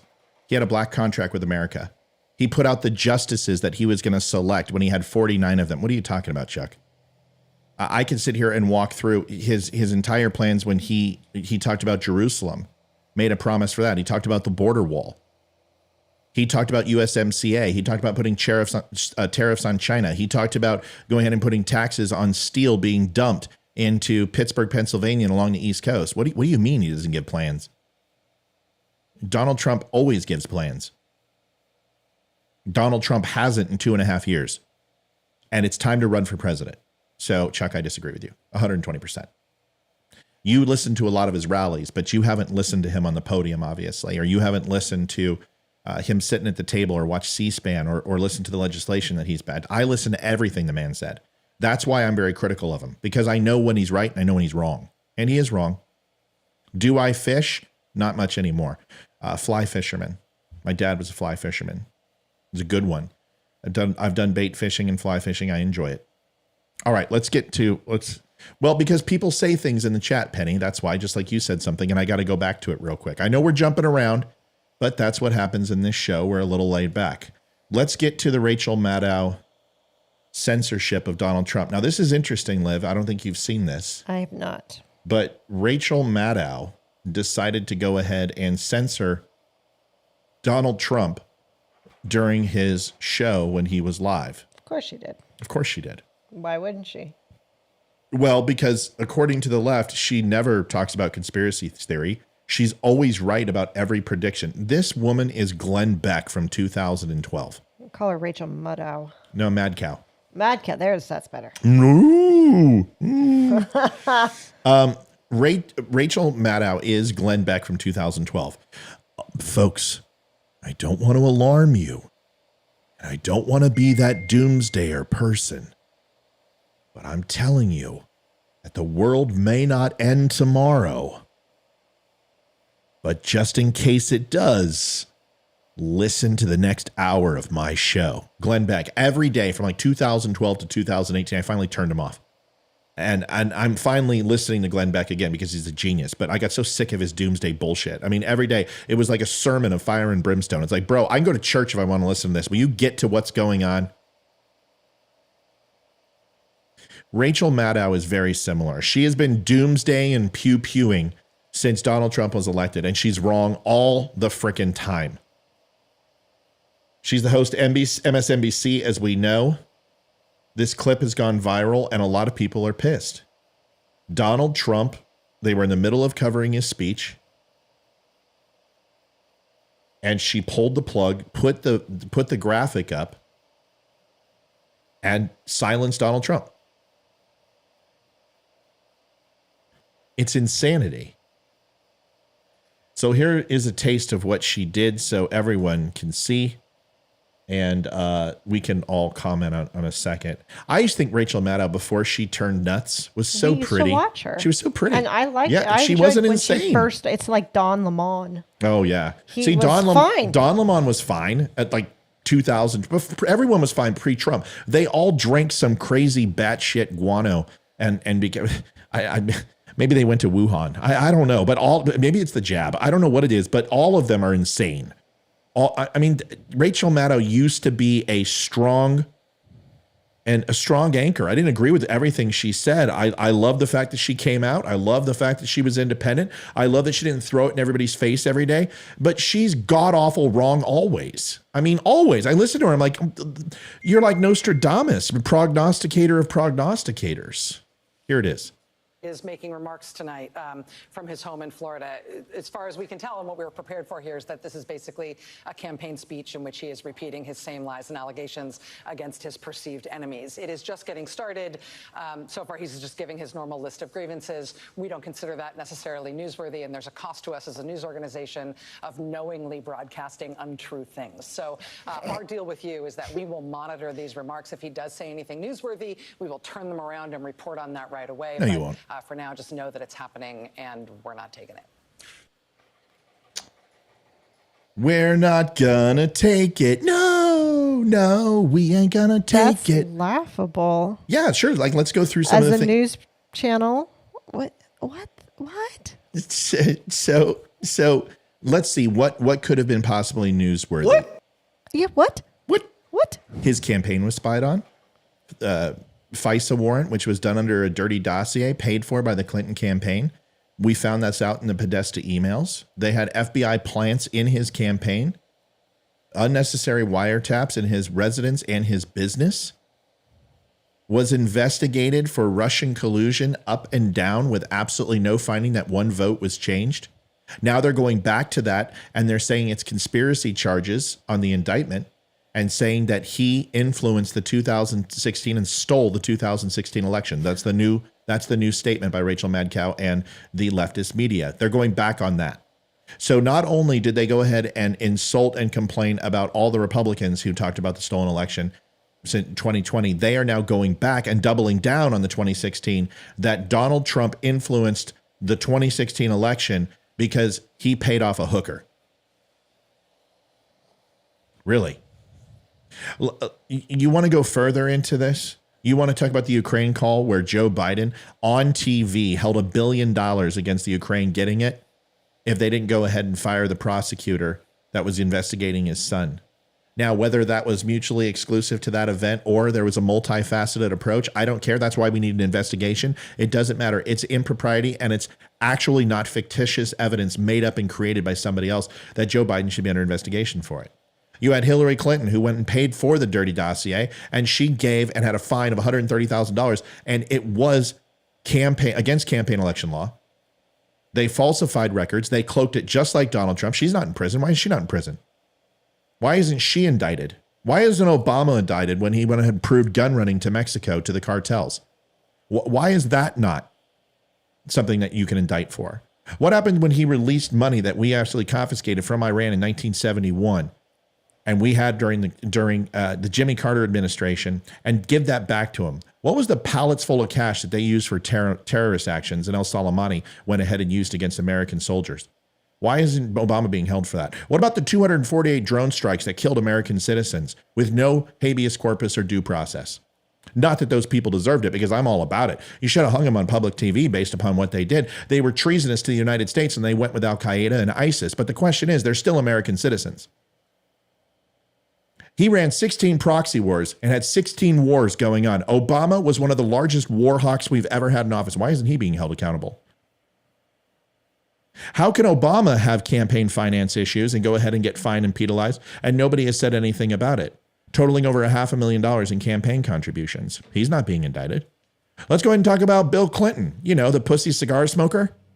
Let's talk about Bill Clinton. Let's talk about this man, $850,000 I had to give of my money. You know, I like to give those to girls who are bouncing on my knee. I didn't have enough money for strippers. It was horrible. When I got out of serving this country, I couldn't even go to the local strip club, the Diamond Cabaret. I was slipping them dimes instead of $20 bills. It was horrendous. I had to give $850,000 to those women that I tried to rape. Why? What did I do? What did I do that was so bad? Look at Hillary. Would you sleep with that? No. I had to find something to get old Willie happy. Why isn't he being indicted? Well, the reason why is we don't care about any of those things because we're anesthetized to it. We're Republicans. You never hold Democrats accountable. That's fine. We're just saying don't hold us accountable either. Oh, wait, you don't like that now. Why? Because Orange Man's bad. Because you don't like $1.87 gas and mean tweets. That's why. There's only one thing that Donald Trump has done wrong that no other politician has done. Do you want to know what it is? Liv, do you want to know what it is? Absolutely. Oh my God, that's the woman that cuts our hair. That woman is insane. No, she's sweet. She is sweet. You want to know what Donald Trump did that was so wrong? I'm going to show you. I'm going to show you right now. And it's this simple. There is only one reason why Donald Trump is being held accountable, supposedly held accountable for what he did. And here it is. Is because he made this woman look bad. And that's why. This was the Democrats' Mount Rushmore. To bring somebody who pees sitting down, a woman, the thing that they used to believe in. You want to know why they can't define a woman anymore and why they're saying are men or women? Well, because Hillary Clinton doesn't stand a chance to win. And the only way that they can have a woman in the White House is by saying men or women. That's why they're now doing it. I wouldn't doubt it. Which someone just said they saw that Dylan Mulvaney just got hired by Nike to model sports bras. We're going to talk about this. So this is why Donald Trump is being hunted by the left, is because he embarrassed this woman. This was their moment in time. One moment in time. This was it. They wanted to claim they had the first woman president. They want to claim first woman president. They wanted to go ahead and have the narrative. Remember what she said during the Benghazi hearings? I'm bringing you all down if I go down. This woman she's the J. Edgar Hoover. J. Edgar Hoover had better dress and fashion sense, just FYI, because Hoover wore dresses too. But there's a transvestite that we can deal with, right? There's a guy. Transgender. Transvestite. Transvestite is, I don't even know. I do. Transvestite is both organs, right? Yes. Okay, so he's Gender. He dresses in women's clothing. That's just dressing in drag. So he's drag. Okay. J. Edgar Hoover wore women's panties. So he's drag. That's right. It's not transvestite. So it doesn't matter. Scratch that from the record. Thank you for the correction. You're welcome. He wears women's clothing. But you know what? You didn't know about it. And you didn't say about it. You didn't say, call me a woman. This is why Donald Trump is on trial. And they are fervently going after him for the rest of his life. It's because of Hillary Clinton. And anyone who thinks that that's not the reason, you're not paying attention. You're not watching. Nobody embarrassed the Clintons.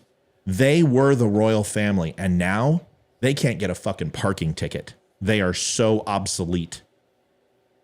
Nobody wants them to campaign. Nobody cares what the hell Hillary does. They ruined Camelot for the liberals. They were the new Kennedys. They even compared him to the Kennedys. At least Kennedy, stuck his pecker wherever he wanted to, and he had the good graces not to get caught until after he was dead. I hate men. That's the truth, lady.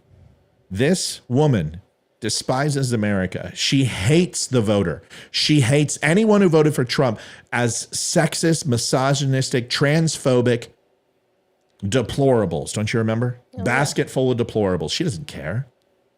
I told my wife to vote for Donald Trump. Isn't that right, sweetie? That's what Hillary said.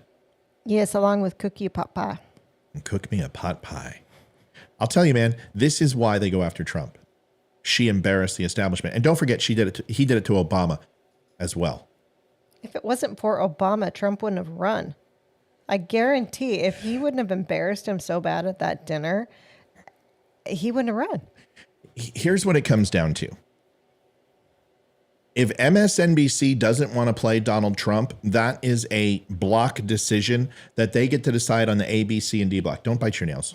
I love you, but I got to remind you not to bite your nails because then your cuticles get all sore and then you complain and bitch endlessly. So if they don't want to cover it, that's fine. They don't cover it. But don't put him on and then censor him when he's laying down things that are true. Because if Rachel Maddow wants to pretend that she is a Nobel laureate or a Pulitzer Prize winner, then she should want to play Trump's lies and then go ahead and dissect them one at a time for her audience to show that he really is a shill. But she can't, because she can't deny the FISA warrant because it's true. She can't deny his policies and what he did in Jerusalem, with the peace talks in the Middle East, with trade with Mexico and USMCA with bipartisan leadership, by getting the mandate revoked in Obamacare, by getting legislation passed to go ahead and recognize that targeting Jewish Americans is, in fact, a hate crime. This guy was called a Nazi. He's the worst Nazi we've ever seen. He loves Jews. Considering that his daughter and son-in-law are Jewish. Another point that we don't like you to make, considering the love of his life before the other four was he dated a Jewish woman as well. But that doesn't matter because closet Nazis need cover, right, folks? Because everyone's a Nazi who disagrees with you. Let's not go ahead and talk about unemployment across every racial demographic, sexual disposition, doesn't matter, gay, lesbian, straight, man, woman, black, brown, indifferent, whatever you are, everyone saw unemployment rates and higher success. Tax brackets, you paid less taxes under Donald Trump than any other president in the last 20 years. And if you say you didn't, you're lying. Show me your tax return. I'll show you mine. What he did for veterans in the VA. I got a check from him, from the United States government, when they taxed me for my medical severance 22 some odd years ago. And I got what? A brand new check from the government with interest. They gave and said, we stole your taxes, and Donald Trump gave it back to veterans. Is that true or not true? That is Liv? very true. Hands down. The truth. Donald Trump did more for this country than any other president that I have ever seen. And I will tell you this. Joe Biden has done a lot for this country. Unfortunately, it's shit.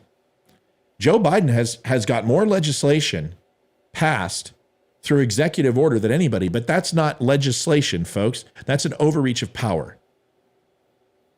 Donald Trump got things done that were good for America. He unraveled 842 pieces of regulation that Obama put in place to throttle small businesses. He unleashed the economy of the United States and the full potential of our stock market and small business in America. He reinfused ag and farmers across the Midwest. Nobody can sit here and dispute that, and Rachel Maddow certainly can't. The good, the bad, and the ugly and indifferent. Now, is Donald Trump an asshole? Yes. Does Donald Trump tell stories? Yes.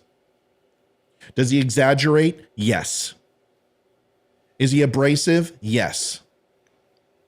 And all of those things run a second place to having low inflation,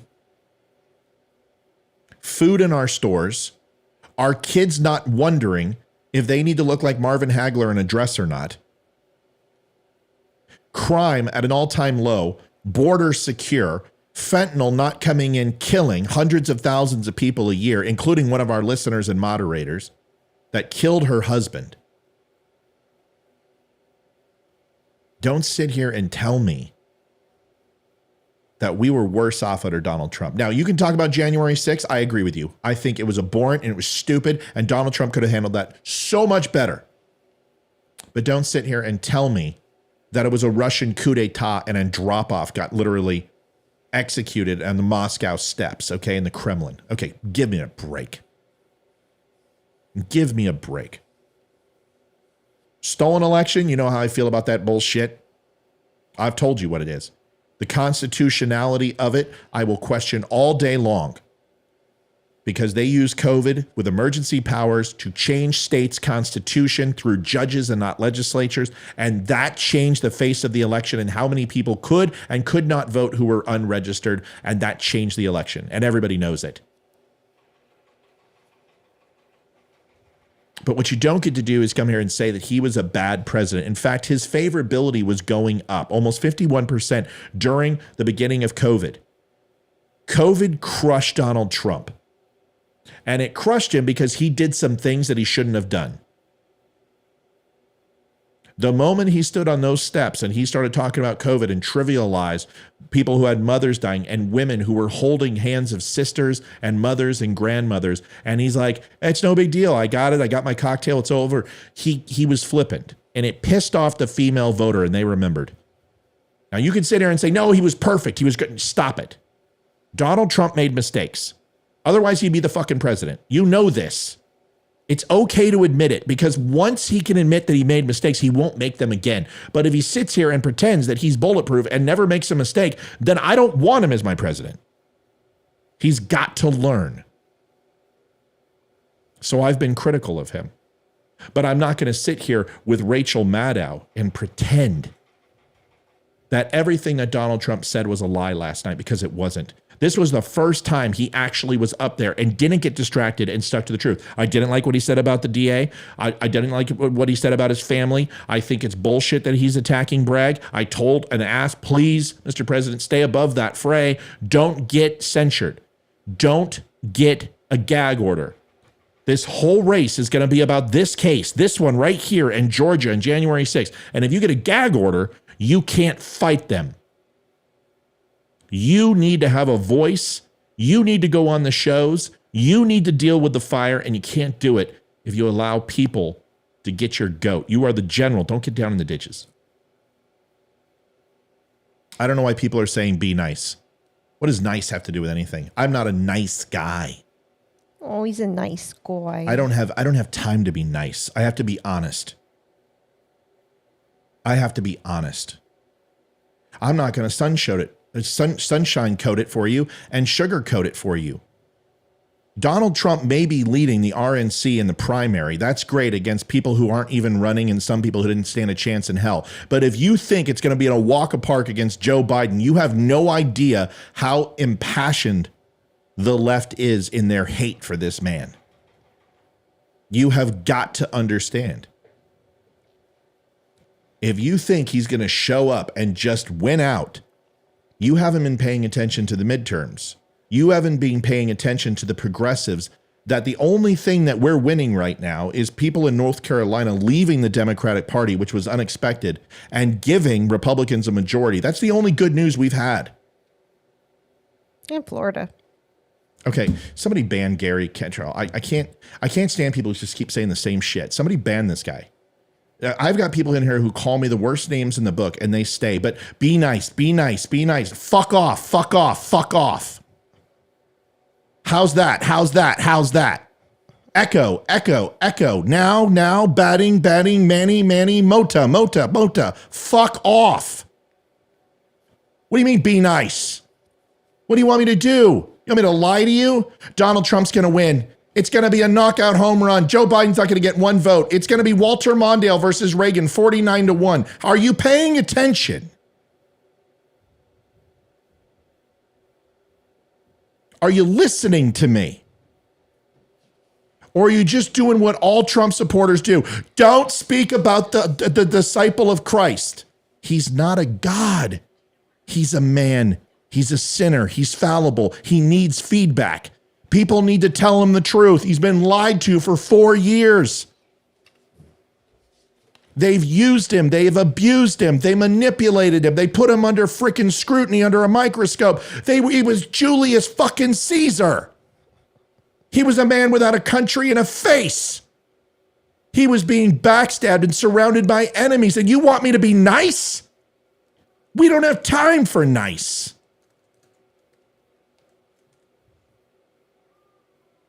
He needs to hear it.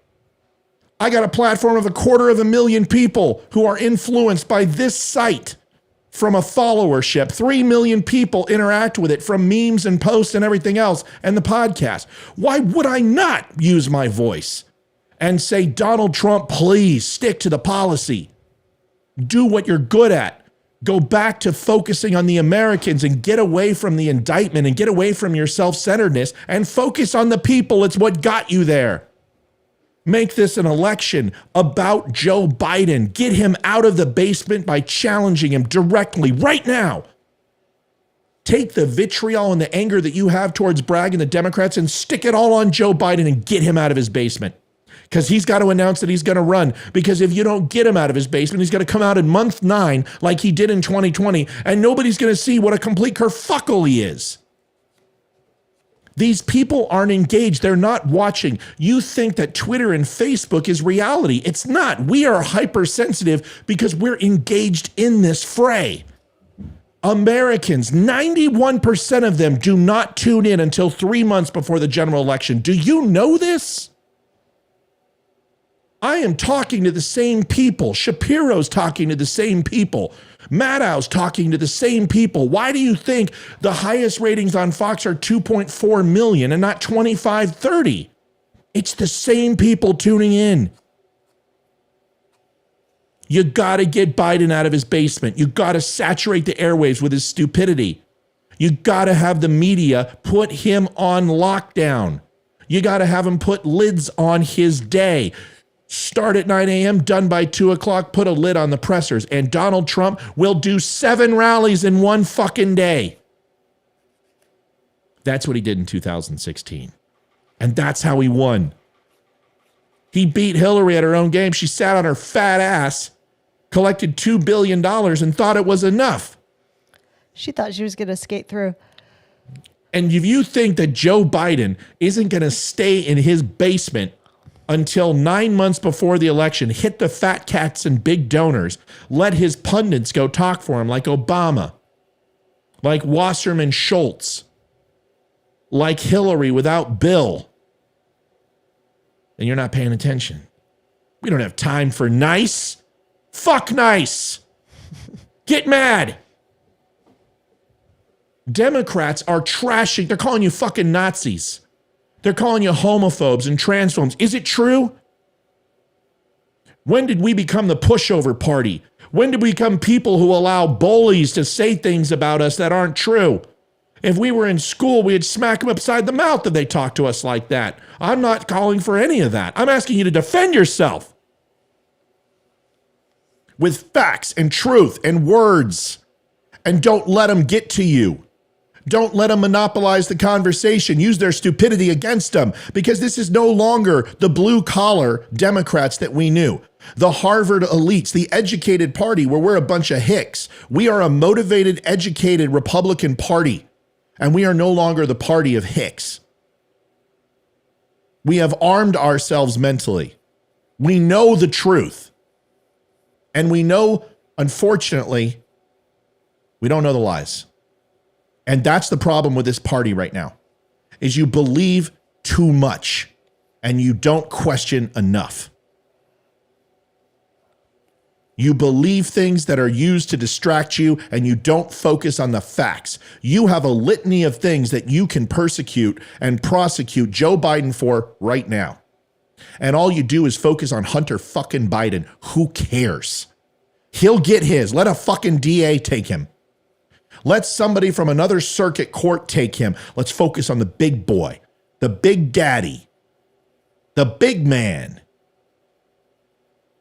Focus on the guy who has literally admitted to holding somebody in Ukraine ransom for $1 billion to fire the prosecutor.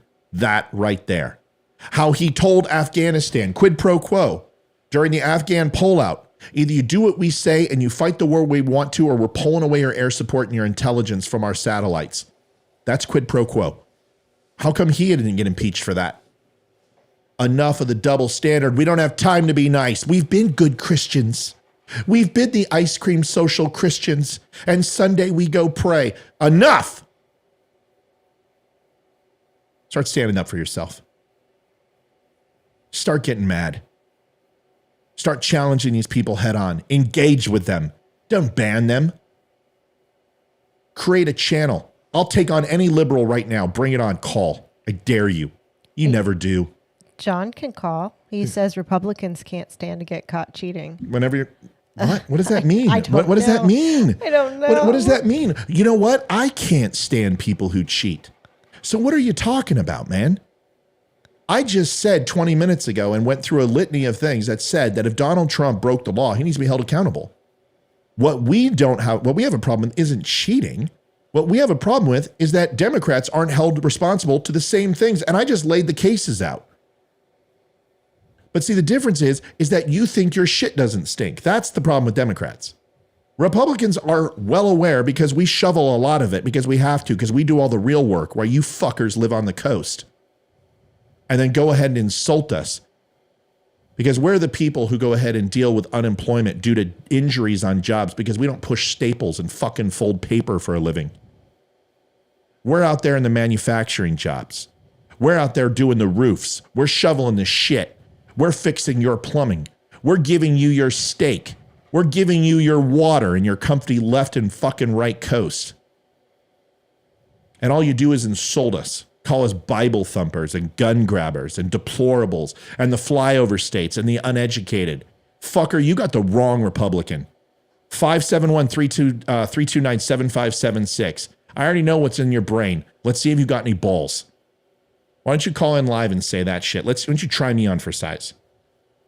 Because I'm not going to pray over you. And I'm not going to sit here and be like, well, let's go ahead and have a kumbaya. If we can get along in our little town, we can bring in an uppity elitist and we can go ahead and make him all comfy. Fuck that. I don't have time for it. I'm a world-traveled, well-educated, self-made man, and I will fucking end you verbally. Bring it. What a yutz. So sick of these people. It's not about Republicans and Democrats. We're not too far apart on our values. It's about the fringe. It's about the 10% of left, ultra-left, and ultra-right, which have distorted what our country is about, and they get all the attention. And you're fighting me? I'm not your enemy. It's not me that you're mad at. It's not me that you're mad at, pal. I believe in law and order. I've always believed in law and order. If Donald Trump broke the law, then do something about it. But I have a question. Where have you been for the last 7 fucking years? You've been hitting him on Russian collusion. You impeached him twice. You went after him financially with the IRS. You got his tax documents and took it to the fucking highest court in the land. And guess what you found? Nothing. You guys were crying for his tax records for fucking 5 years. And you know what you got? A giant fat nothing burger. You found out that the guy didn't pay a lot of income tax. Wow. Who cares? Good for him. Do you tell me that you just write a check and go, you know what, IRS, I got this. Don't do my, no. You don't need my W-2.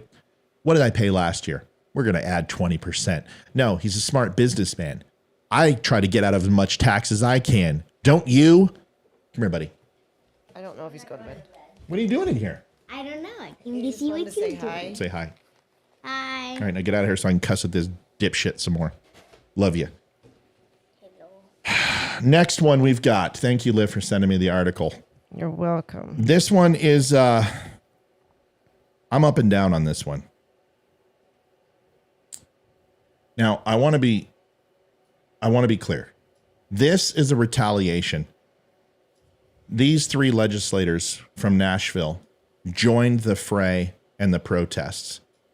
And I will be completely honest with you. I don't think there's anything wrong with that. Arnold says you failed to mention that he had protection for the last 4 years. Now he's not president and we're going after him. Arnold, I didn't fail to mention that. The president can't be civilly tried. He can't be sued civilly.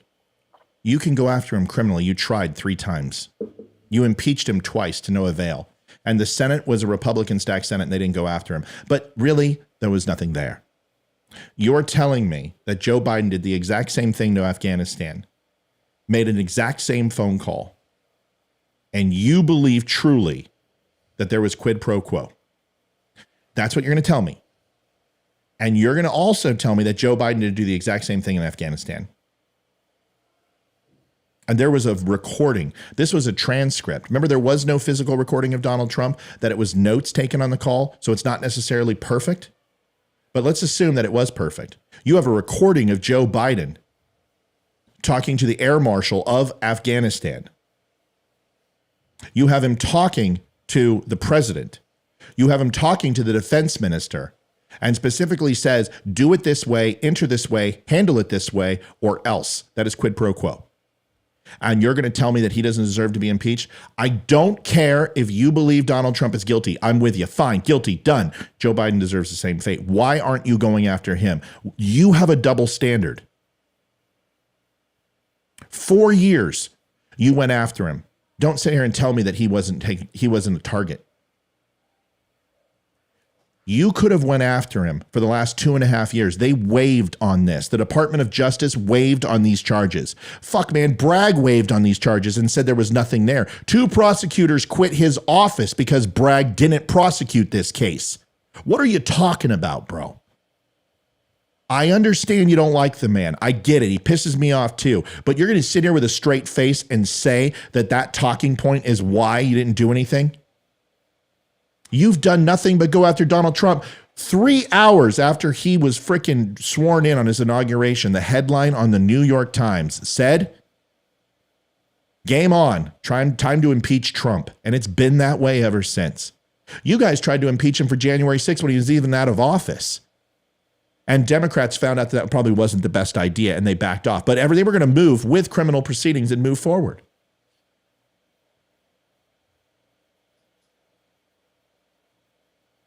I don't care about Joe Biden and what he did with Afghanistan. I think a president should leverage everything in his arsenal, and those conversations should be private, because I also know about the Khrushchev missile exchange in Turkey that got us out of the Cuban Missile Crisis, that John F. Kennedy did. And it got Khrushchev to stand his missiles down in Cuba, so we're all not glowing and irradiated right now. I know about that backdoor deal because that was released after. And I know we gave up the Minuteman missiles in Turkey. You have to do things sometimes that are maybe outside the confines of what the letter of the law is when you're president of the United States, to get shit done with people who don't have the same ethics and values that we do. So I don't care that Joe Biden did it. I don't care. I don't care that Joe Biden has made money off of taxpayers, because every other politician has. And Donald Trump's family inadvertently made money because of his presidency too, with the decisions that he made. I don't care. What I care about is when you guys pretend that you haven't done shit too, and you pretend your shit doesn't stink, and it's because of some sort of rosemary and strawberry lavender flavor.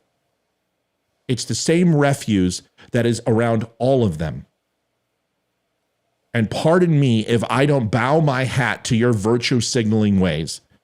You're clutching your pearls. At least I call out all sides. Yes, I'm a Republican. Yes, I'm tattooed. Yes, I voted for Trump. Yes, I'm ex-military. No, I didn't storm the Capitol. No, I'm not a Nazi. No, I'm not a homophobe. I'm a transphobe. I'm none of those things. I'm a man. I'm an American. And I question everybody. Because everybody deserves to be questioned. And you can question me, that's fine. Just bring your fucking facts, not your emotions. Whew, fired up. I sent that clip to you because someone called you a pussy boy. Oh, and who that's did? what his name's David Heck. Everyone thinks he's Chav. But I sent that to you because that's what it reminded me of. Let's see it. Here we go. Oh, I've seen this. Yeah. Hopefully there's no ad. Oh, there's an ad.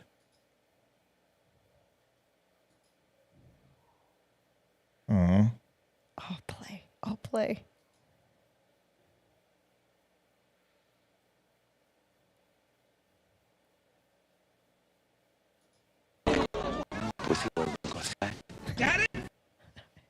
It's a really bad one. Whatever. It's fine.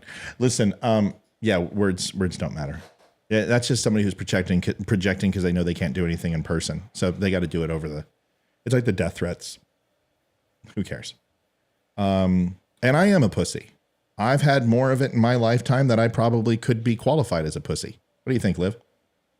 Okay, say that one more time. Well, he called me a pussy, and I said, well, I probably am a pussy. I've had enough of it in my lifetime that I could probably legally be called a pussy. I mean, Probably. hell, if a man can be a woman, why can't I be a vagina? I probably am a vagina by now. Just saying, a connoisseur of vagina, to be honest with you. Liv? Yes. Thank you. Yes. Yes, sir. Anyway, if you want to go ahead and face the pussy boy, you could always call the phone number and prove that I'm a pussy. I mean, I don't know. Certainly not going to show up at my doorstep. We all know you don't have the balls for that. This guy is a state legislator, and I'm mixed. I'm torn. Because he went out with all the students in Nashville along with 3 other legislators. Listen up, Liv, so you know what to talk about. Sorry. This guy went out with, who are you talking to? I'm just... You got a boyfriend? Are you flirting with David Heck? Oh, yeah, absolutely. Yeah, he's probably got a boner. No, I just banned him because everyone thinks he's jazz.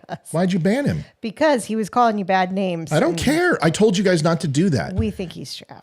Why are you guys banning people like that? I don't want them banned. Okay. Stop it.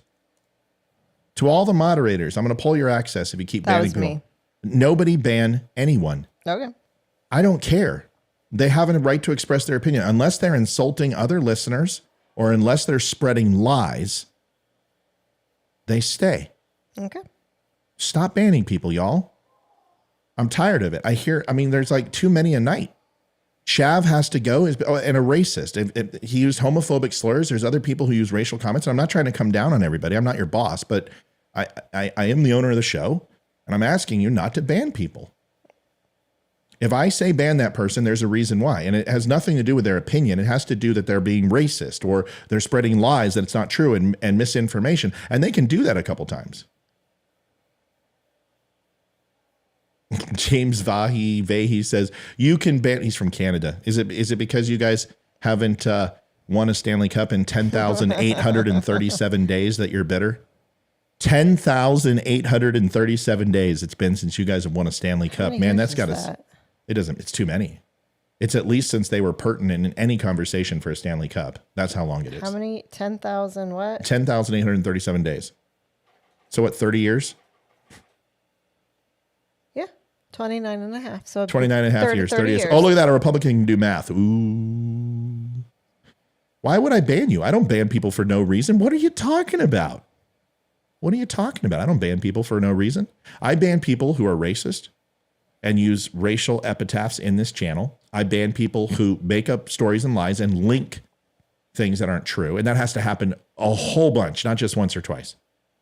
And I ban people who insult other listeners. You can say whatever you want about me. I don't care. John Daddy says, no, it hasn't. The Blues won like 3 years ago. The Edmonton Blues? The Toronto Blues, the Calgary Blues, the Ottawa Blues, the Vancouver Blues, the Montreal Bluenadians. Oh my gosh. You mean the St. Louis Blues? I have a question. Where's St. Louis? What province is St. Louis in? What part of Canada is St. Louis in? I'm interested. I didn't know Canada invented jazz. I didn't know. Did you know? No. Oh, that's great. I mean, I know you guys invented hockey, and that's no longer a Canadian sport because you guys suck at it. St. Louis is not in Canada, John. Oh my gosh. John, you need to stop. Amy, get your moderators under control. No, I'm not mad at anybody. I just don't ban people for no reason. And if you know it's Chav, if you know it for sure, or you're guessing, people can cuss at me all they want. I don't care. Facebook will get them. You don't have to worry about that. I'm sorry. I'm still laughing about the St. Louis one 3 years ago. It's in the American part of Canada. That's right. We annexed a part of Canada and put St. Louis there. Where is he? I can't see these comments. Where is he? Is he on Facebook? You need to get in the eCam. I need to get you in here. It's a different thread because I can't. I just need to get you in my stuff. Just be glad that our Canadian players are okay. That's what you guys, dude. That's he said. Just be glad all of our Canadian players are down there. Did you see the American team? Have you seen the talent on the American team? Best defenseman in the NHL is an American. So I don't know what you want me to tell you. Yes, Canada provides a lot of talent for the United States, but that should even be a larger beat on you guys because nobody from Canada wants to stay in their home country and play for you guys. Dude, don't get me started on hockey. This is a bad. Yeah, this is the worst place to come in and start arguing about hockey. John says no. St. Louis is in. Okay, John, you're killing me. St. Louis is in Missouri, dude. Thanks for. What are you talking about, man? We've said that a Canadian team has not won the Stanley Cup in 30 years. That's what I just said. 10,800 and some odd days, 29 and a half years. And you come back and say, that's not true. St. Louis Blues won it 3 years ago. That's like me saying, no, they didn't. The Colorado Avalanche won it last year. Go Avs. Stanley Cup. All right, here we go. This video, we've been trying to get this for a while. This video is state actually, yeah, I think he's state legislature. And this is what we referred to earlier with the Capitol and all the kids that came around from Nashville, and good for them, right? I mean, because I support protest. There's nothing wrong with protest at all. There's nothing wrong with protest. I think peaceful protest is what makes America great. Democrats have passed amazing legislation due to protest. Republicans really haven't done shit because we don't need protest. We just do what's right and get it done. That's just my opinion. I just gave Democrats a reach around. You got to give me some credit. Democrats are the best at protesting and unifying and organizing their people to get the word out. I love that. And it's what makes America great. It's a part of it, the peaceful protest. So hats off to Democrats. What the problem is when you guys burn down fucking cities and have 200 some odd riots and $2.5 billion in damage and don't take responsibility for it. That gets a little old. And yes, January 6th was stupid. The one riot Republicans did and all of a sudden you're clutching your pearls. I'm not proud of it. I don't want to hear it was set up by Nancy Pelosi. Shut up. I don't care about Ray Epps. We've already litigated this case. We're focusing on this. Protests matter. Michael Howland, how have you been, man? It's been a long time since I've seen you. Good to have you here, buddy. So I love peaceful protest, and it's good to see that they're being peaceful. Yeah, they went in the Capitol building. Yeah, they got a little vocal. Yeah, they got a little pushy. I don't care. Sometimes you got to make noise, and if they feel these kids are scared, and this is what, fine. But here's the problem. Let's listen to this, and then I'm going to go ahead and not fact check it. I'm just going to tell you what really the law says. So what's going on here in Tennessee today? So 3 of us lawmakers who stood with our constituents demanding that they take action. Hold on. Jeff Gorman says, I'll give you credit, but you're still a dick. Completely. Yeah, Jeff, that's probably the most accurate thing you've said all night. I am a dick. I don't have time to be anything else. But you know what's funny? I'm also a super nice guy and loyal to people who are also the same way to me. If you're kind to me, you get it back. If you're a dick, I'm a dick. So, Jeff, I don't have the time to hold and coddle your penis. Stormy Daniels is available. You can go ahead and call her. I'm here to be honest. And when people come in here and want to throw barbs, I'm going to give it right back to you. This is why Ben Shapiro doesn't go ahead and answer his phone. This is why Crowder doesn't answer his phone. This is why Dan Bongino doesn't answer their phone. That's why Sean Hannity doesn't answer their phone. It's why Rachel Maddow, Don Lemon, the Young Turks, Bill Maher, they don't answer their phone. You want to know why? Honestly, because they find everyone that listens to them to be annoying. I don't find the people I talk to annoying. I'm intrigued by every one of you. The level that I'm intrigued is dependent upon how much you deposit into my bank, and then you allow me to go ahead and double it to you. I think an exchange of ideas is an amazing way to build a friendship, but also arguing is a great way too. I'm not a dick, bro. I know my shit, and I've got no problem presenting it. If that makes you think that I'm a dick, then at least go ahead and put a caveat on that and say, well, you're a factual dick. And then you and I can agree and we can have an accord. Okay, let's play the rest of this. And you could have said big dick too, and that also would have been fundamentally accurate and anatomically correct. I don't know about the biggest, but certainly the biggest in the room. Thursday talking about the crisis of mass shootings. James, you're going to talk about my dick and run? Wait, James says, I'm out. Goodbye, good folks. Oh, whatever, dude. You were going to leave anyway. See, here, I got a meme for you. James, before you leave, can I show you, please? Can I share a meme with you? I just want to have one moment with you. One moment in time. Again, it's not an airport. You do not have to announce your departure. Just leave if you want to. Yeah, but I want to share something with James. James, I have a meme for you. Just for you and me. Here it is. It says, I'm leaving, don't unfriend me. But first, I will post about leaving, don't unfriend me. Then I will stay to see what people say about me leaving. See you, James. Have a good one. See it. I'll see you next week when you come back and you talk more shit. That's what everyone says. I'm leaving. You're not leaving. My haters are more loyal than my biggest fans. It's hilarious. Wait a second. Jeff says, I wouldn't piss on MTG, if she were on fire, excellent GOP representation. Why? Because one person, you know, it's funny, as I talk all the time about Marjorie Taylor Greene and how much I don't like her. We have that in common. Why are you leaving? See, you didn't bother to ask. Do you think I support January 6th? Do you think I support MTG and what she says? Do I think everything she says is horrible? No, but I do believe she is a far extremist. But the question is do you think Eric Swalwell is an extremist too? No?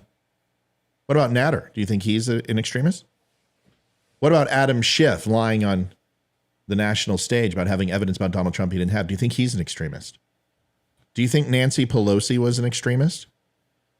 These people are political pundits, and they will do whatever it takes to win because they are drunk with three things: money, power, and votes. I'm not defending any of them. You're the only one who seems to be defending one side, and not only one, but unilaterally all Democrats. Do you understand how ostentatious and completely naive that makes you? I'm willing to call out individual Republicans and say that my party has so many fucking problems, but we're the only ones defending the Constitution, which is why I stand by them for now, because it's a mutual self-interest. You stand by the Democrats because they tell you to, and you think that they do nothing wrong. And I'm sorry, that doesn't make you a dick. It makes you ignorant. Representatives elected by our constituents. Each of us represents 78,000 people, and our people are being silenced because they're kicking us off committees. They're threatening to take a vote to expel us today. Our member ID badges have been shut off. Our representative ID badges have been shut off. And this is not what democracy looks like. You know, we are elected to serve our constituents, and I'm the youngest Democratic lawmaker here, the most diverse district, and by shutting me down, they're shutting down the voice of my constituents.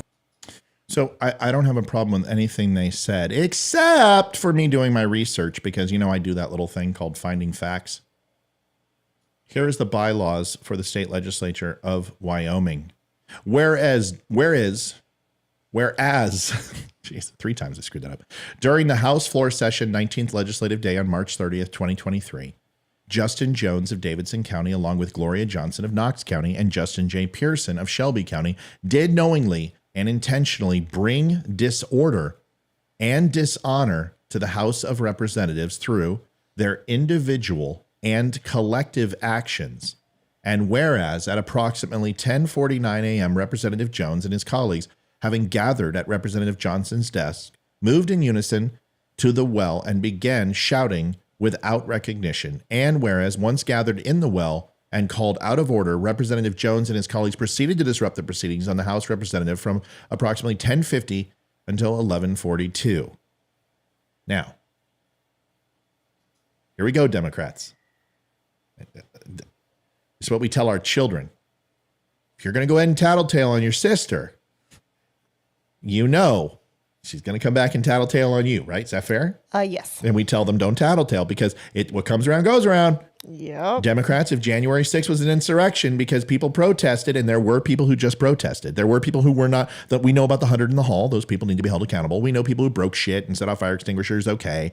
But there were people who did absolutely nothing other than have a peaceful protest and said, we don't agree. And they went into the Capitol Hall just like you did, and they did nothing. There were people who did absolutely nothing. We saw the video. Don't sit here and tell me it was all a riot. Some of it was bad, some of it wasn't, and some of it was mild. But if that was insurrection, then what those legislators did was insurrection, whether you like it or not.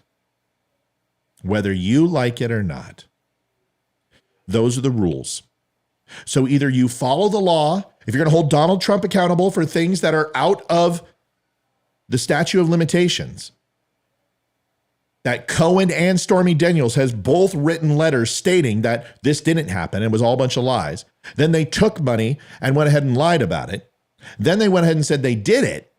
And then they tried to sue Trump with Michael Avenatti and make money that way. Then that guy's in jail. Remember their number one star, their number one who was going to run for president against Donald Trump, Michael Avenatti. Remember him? He's in prison. So you can sit here and say that the rule of law is important. That's fine. You get to say that. And I love that because I agree with you. But that Republican majority has every right to kick them off based upon what they did. And they're not removing them from state legislature. They're kicking them off committees, which is a standard. You have to follow bylaws to be on committee, whether it's the Ways and Means Committee, Senate Oversight Committee, whether it's power and energy, agriculture, it doesn't matter. Whatever it is, you have to follow Department of Homeland Security, border, whatever it is, whatever body of legislation you're a part of, you have to follow rules. And you have to hold yourself to a certain standard because you're constantly under the microscope. If Republicans are well within their right, if those people broke the law, they were shouting down, they were not keeping it in order, they were adding to this turmoil and this situation, and they were out of the confines of what the laws and the bylaws of the state legislature says and those committees say, then you shouldn't have a problem with this. But once again, Democrats don't want to be held accountable. They want to hold everyone else accountable. But when it comes around to them, they go, wait a second, stop. We make the rules. We have the moral high ground. We're Democrats. We have the moral high ground. We're the party for everybody except for anyone who disagrees with you, including your own people. Some of the most loyal Democrats in the world to you guys have turned against.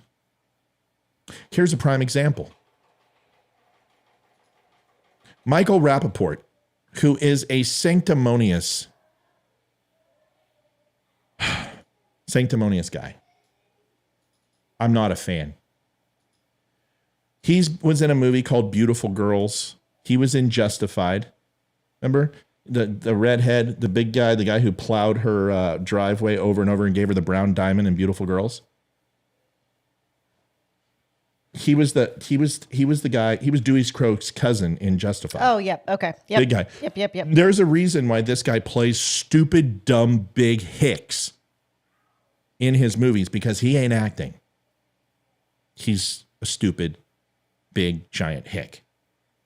And all he does is threaten everybody. I'm going to kick his ass. I'm going to kick his ass. I'm going to kick his, fuck him. I'm warning you, the language in this is pretty severe. Now, I've been cussing too, but this guy's really bad. Michael Rappaport.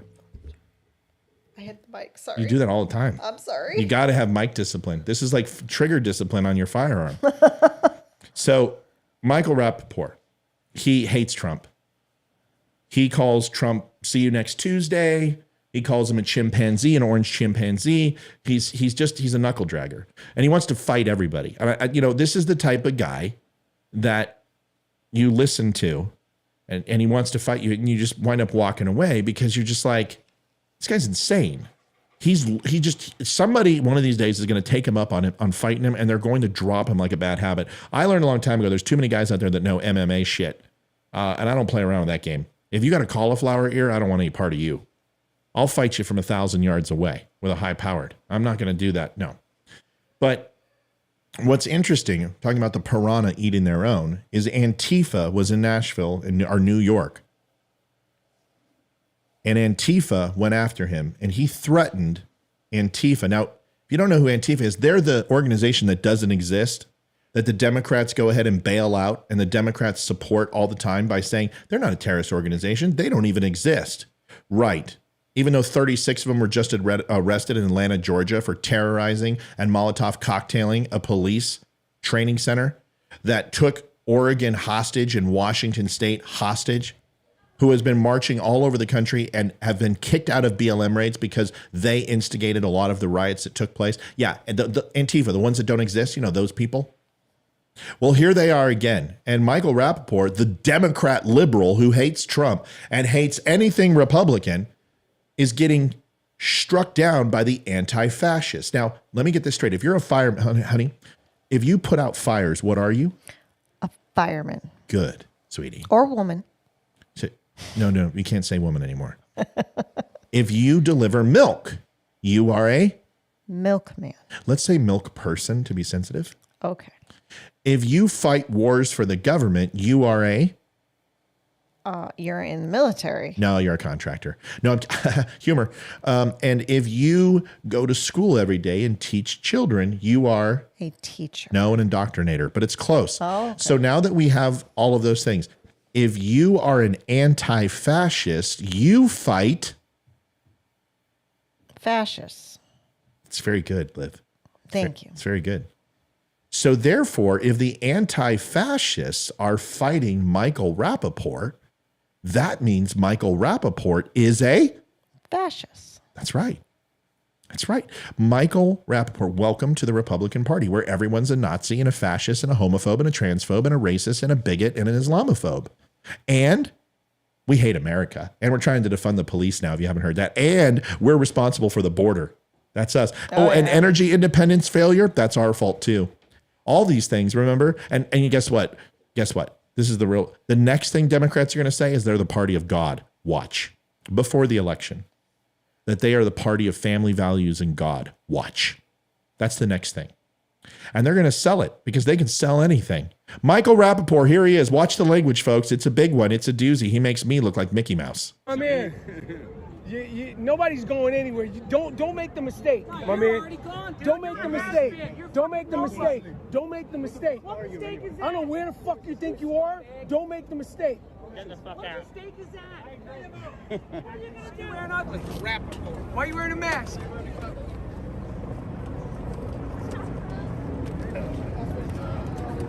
Get him out of here.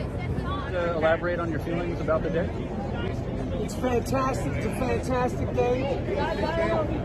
Yo, you want to walk around the corner with me? You want to walk around the corner with me? You want to walk around the corner with me? Do you want to walk around the corner with me? All right, that's what I thought. That's what I thought. If not, come walk around the corner with me when there's nobody around. Trying to get me to suck his dick, guys. Yeah, I'm trying to get you to come suck my dick. I'll come around the corner with you. Wait. Suck my dick. And then I'll fuck you in the ass until y'all make you like it. Support the great Hey, guys, look at this fucking. What's wrong with that? Come around the corner with me, I'll make you suck my dick. All the cameras here. You can get all And the then I'll attention fuck you you in want. the ass until you like it. To quote the great Mike Tyson. You're gonna fuck him in the ass, Michael. Whoa! Michael, I'm looking for my hush money. Hey, now that he's not getting that atypical role, we're gonna go something. Bill O'Dell, I see your comments. It's a busy show. We've got a lot of people on. We had 250 some odd plus on at one point, and I've got almost 10,000 reactions, and I think we're up to almost 2,000 comments. I apologize. We do our best here. Just for you, Mr. O'Dell, I'm going to do a search for you and find everything you've posted. Hi, Rhonda, he says. Hi, Bill. Rhonda responded to you, Bill. Bill says, hide and bited. Bill says, defend against liberals' wacko ideology. Bill says, don't ban him. We can verbally spank him. Bill says, MTG loves you. Bill says, Amy, hi, Amy. I remember you from the other feed. Bill says, Amy, weren't you monitoring on Conservative Nation? Bill says, the insurrection were the Democrat riots of 2020 where the looters, arsonists, and vandals destroyed cities at will. Bill says, does anyone see my comments? Amy says, yes. Amy then says, not anymore. Bill says, Amy, my memory is good. Amy says, I know, Bill. And then Bill says, does anyone see my comments? Kristen says, Bill O'Dell is being a bit of a creeper. Bill, stop being a fucking creeper. We all see you. You haven't asked a question. And nobody's talking to you because you're being a creeper. Okay? It's not personal. Take feedback. Growth. That's what it's all about. There's no growth in the comfort zone. This right here with, and Bill, I'm not being rude to you. You asked for attention. There, you just got it. I bet you don't ask again. So here's the thing. If you have a question, brother, ask it. You notice how you asked a question? I was there. I always look for question marks. There's no question mark. You're not asking a question. Punctuation, it's important. Michael Rappaport just said, I want to suck your blank and F you in the ass. Cat angry. That went to the next level fairly quick. I don't think I've ever been in a fight in my life where I've said, you want to go? You want to go? Oh, yeah? You want to go? All right, I'm going to take you around the corner. I'm going to fuck you in the ass. Nope, I haven't said that. Nope, not once. I don't care how mad I am. I have never said that. This guy takes pretty much the entire Twitter and Facebook feeds of liberals and puts it into and personifies in digital format what they do when they interact with me. They get very mad.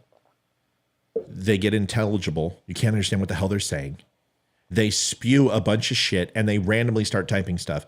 Folks, we have got to get back to not being so freaking sensitive. You can get upset. I was upset and loud and frustrated, and that's okay. But when you are a celebrity, supposedly, and who hasn't worked in I don't know how many years, and you want to fight everybody, including the people who are supposedly on your side, and you've defended people like this, and then they turn on you, this is the one thing Republicans don't do. We may not be very good standing shoulder to shoulder like good little drones, but we don't feed off of each other. That's not what we do.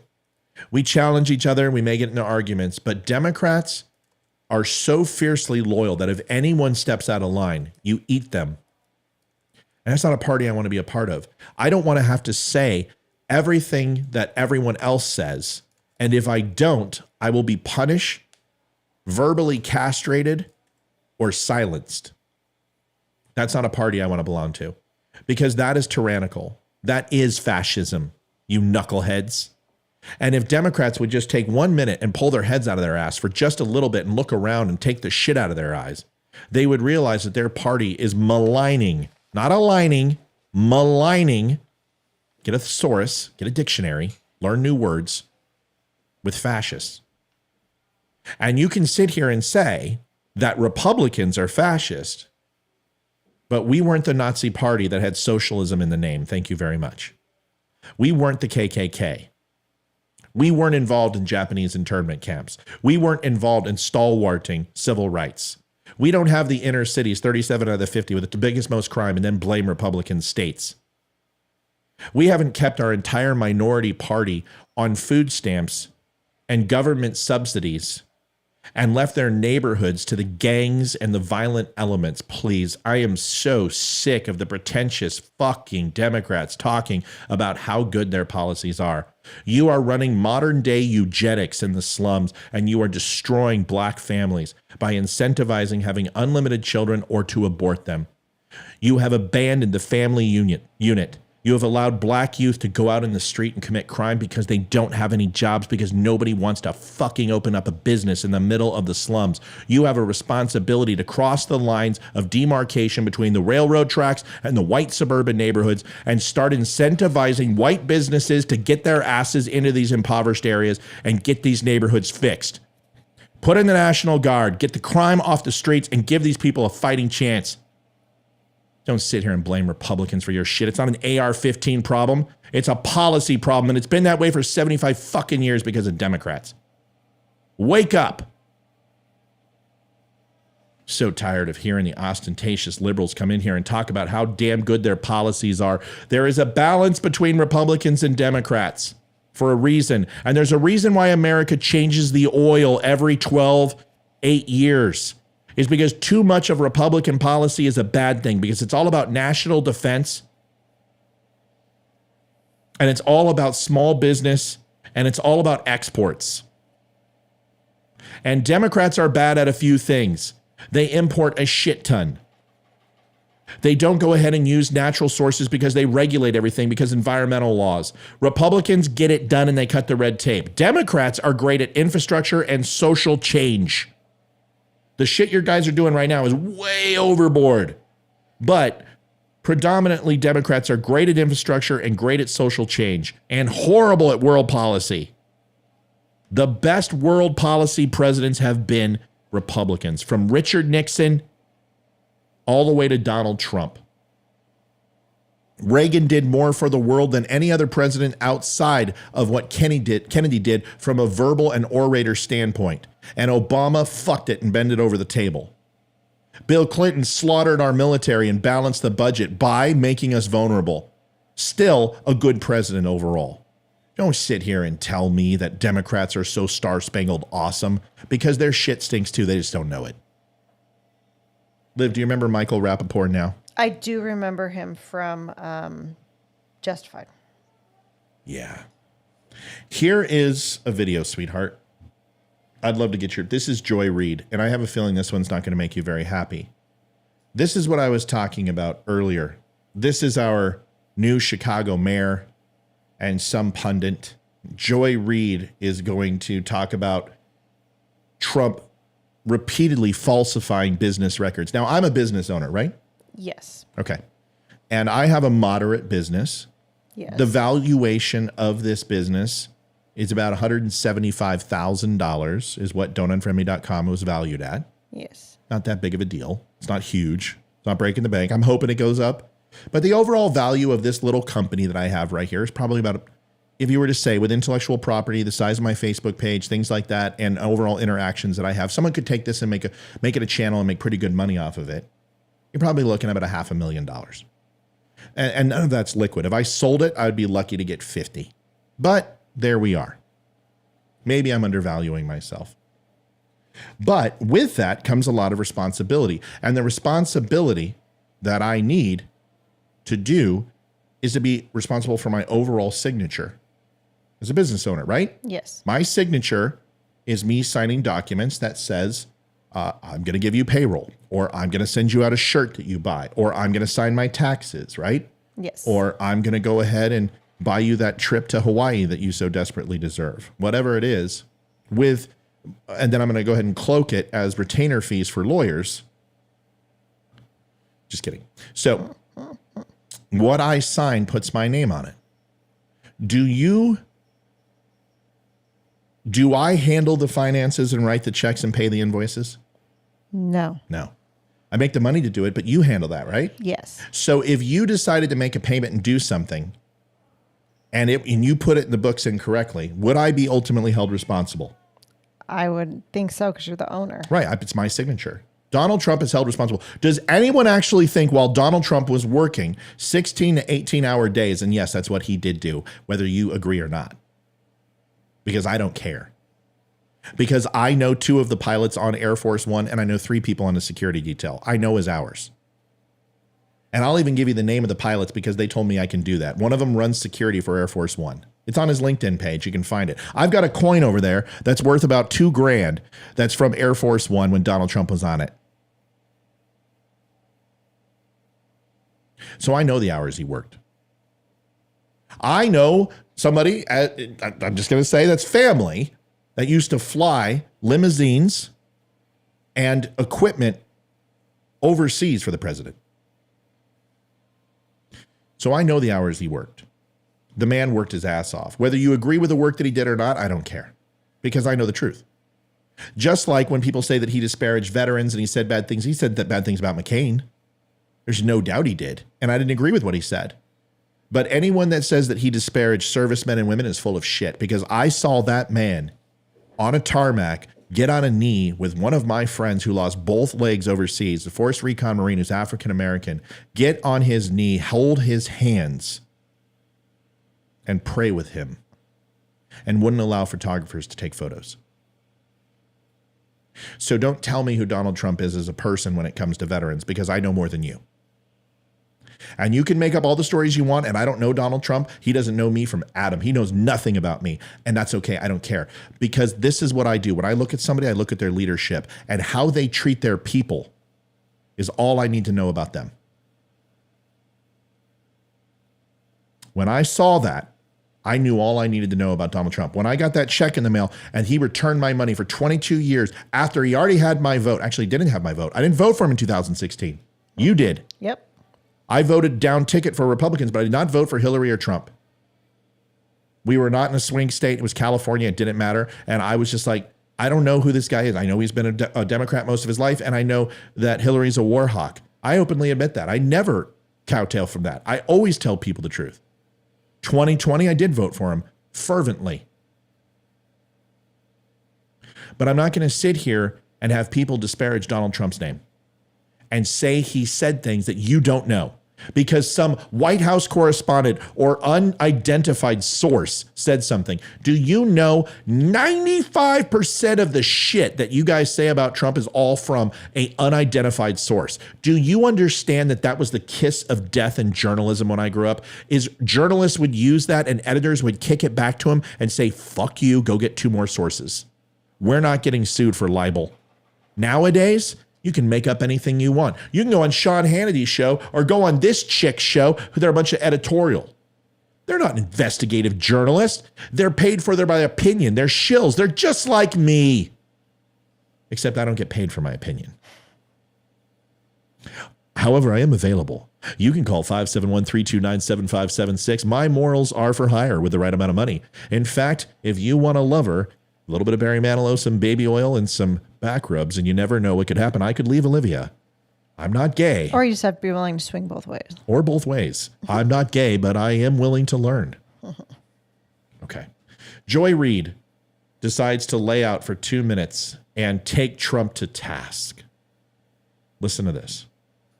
The understanding that I have here is that, very simply, to put it in very simple terms, you have this agreement between these three parties: AMI, David Pecker, which is the people who publish the National Enquirer, Michael Cohen, and Donald Trump. And they say, we're going to squash any negative stories. If it's an illicit child you didn't have, we'll pay $30,000 to this person. This person says they had an affair, they get. If it's an illicit child you didn't have, folks, I just, listen to me. Hearken to thee, mock me. Mock me. Mock me. Mock me on today. 'Tis the midsummer solstice of the day of April. Fertile eggs and bunnies will be running around in a pastel quagmire of acidity, with the delusions of LSD and rainbow sun-kissed skies chasing chocolate streams of flowing Cadbury. Oh, the season is here of spring, leading into summer. Perchance to dream. Mock me. Hear me now. Listen, I don't give a shit if you're a Democrat. I don't care if you're a Republican. I don't care if you're an independent. Are you a free thinker? If you are, hear me now. Listen to me. With all your might. Olivia. Donald Trump. How old? Look it up.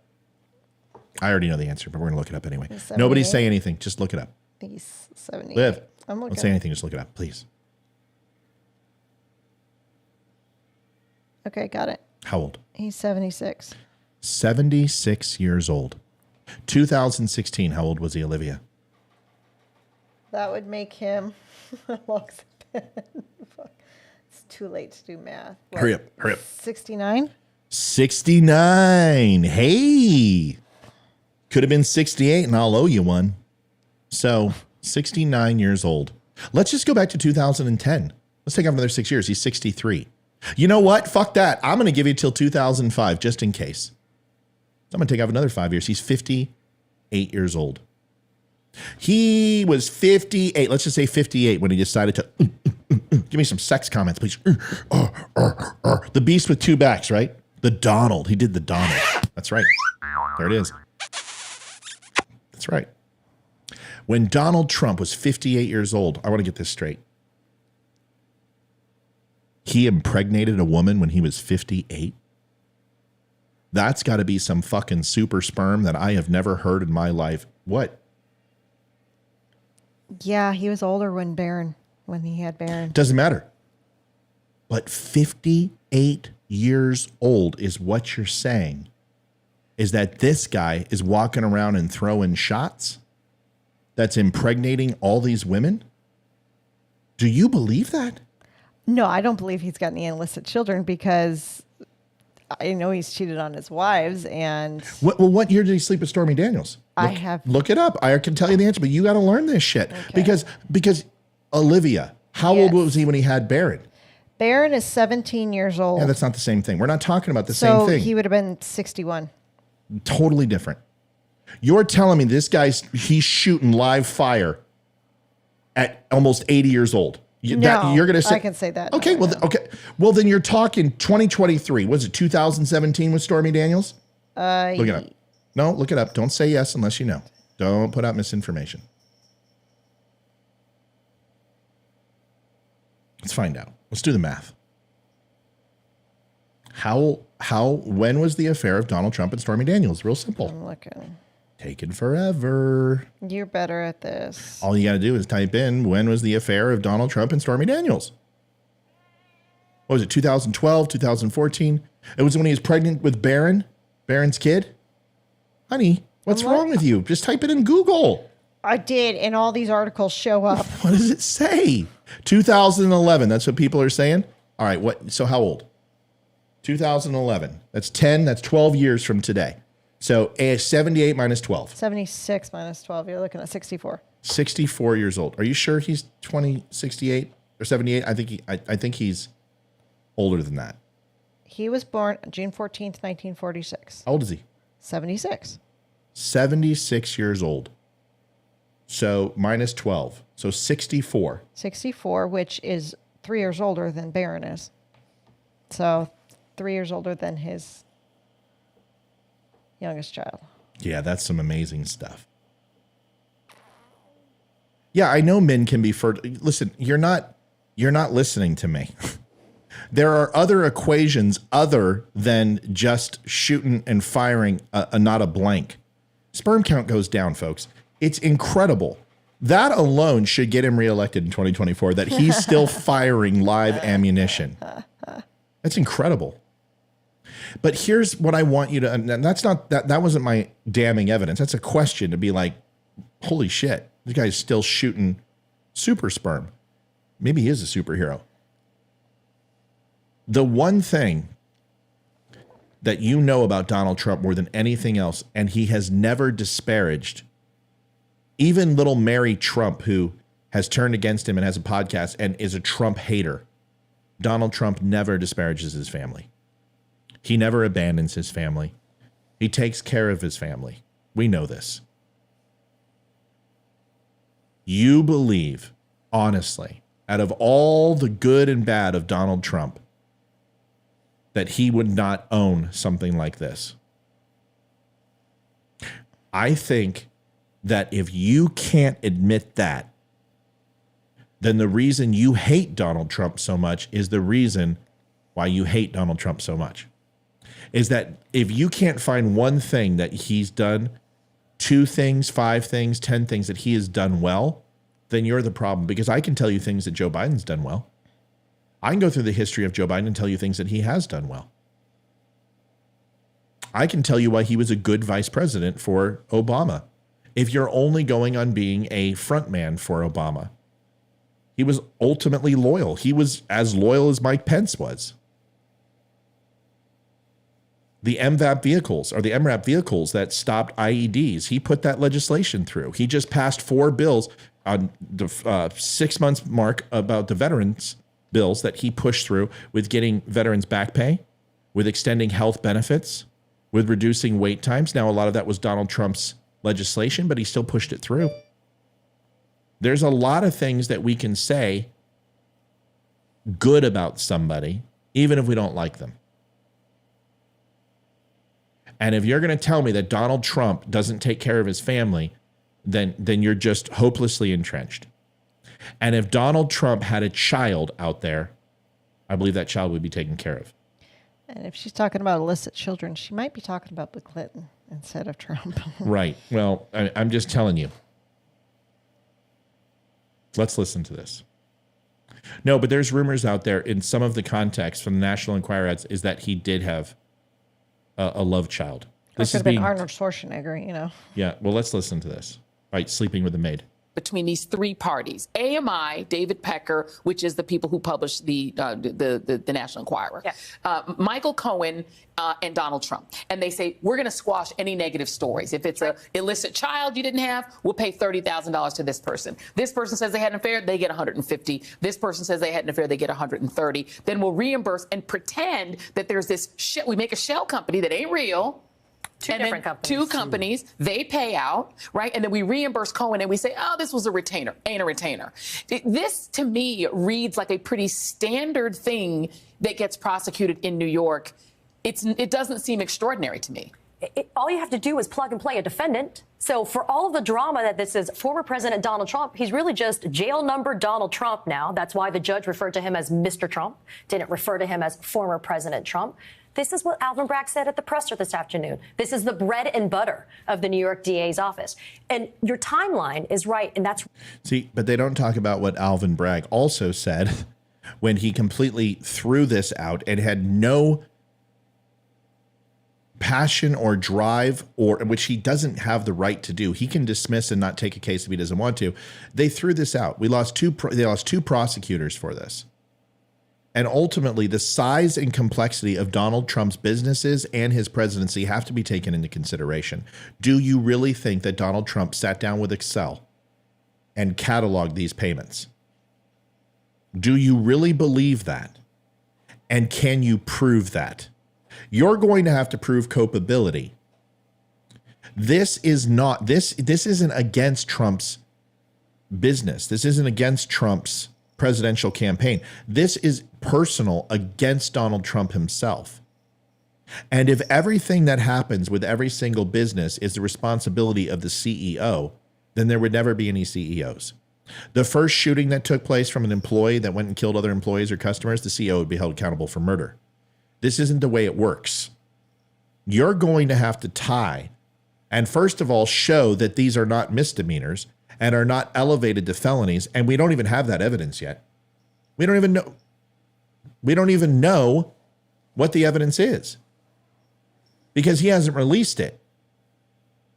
He hasn't said why he has upscaled these misdemeanors, except that there's some sort of conspiratorial innuendo about conspiracy here that makes them felonies. Let's listen to the rest. Really important what's laid out in the statement of facts in the indictment. Kimberly Dreisen. Where's Kim Dreisen? Is she in here? I think I saw her earlier. Kim, I haven't seen you in forever. Damn it. Kim, if you're still on, I love you.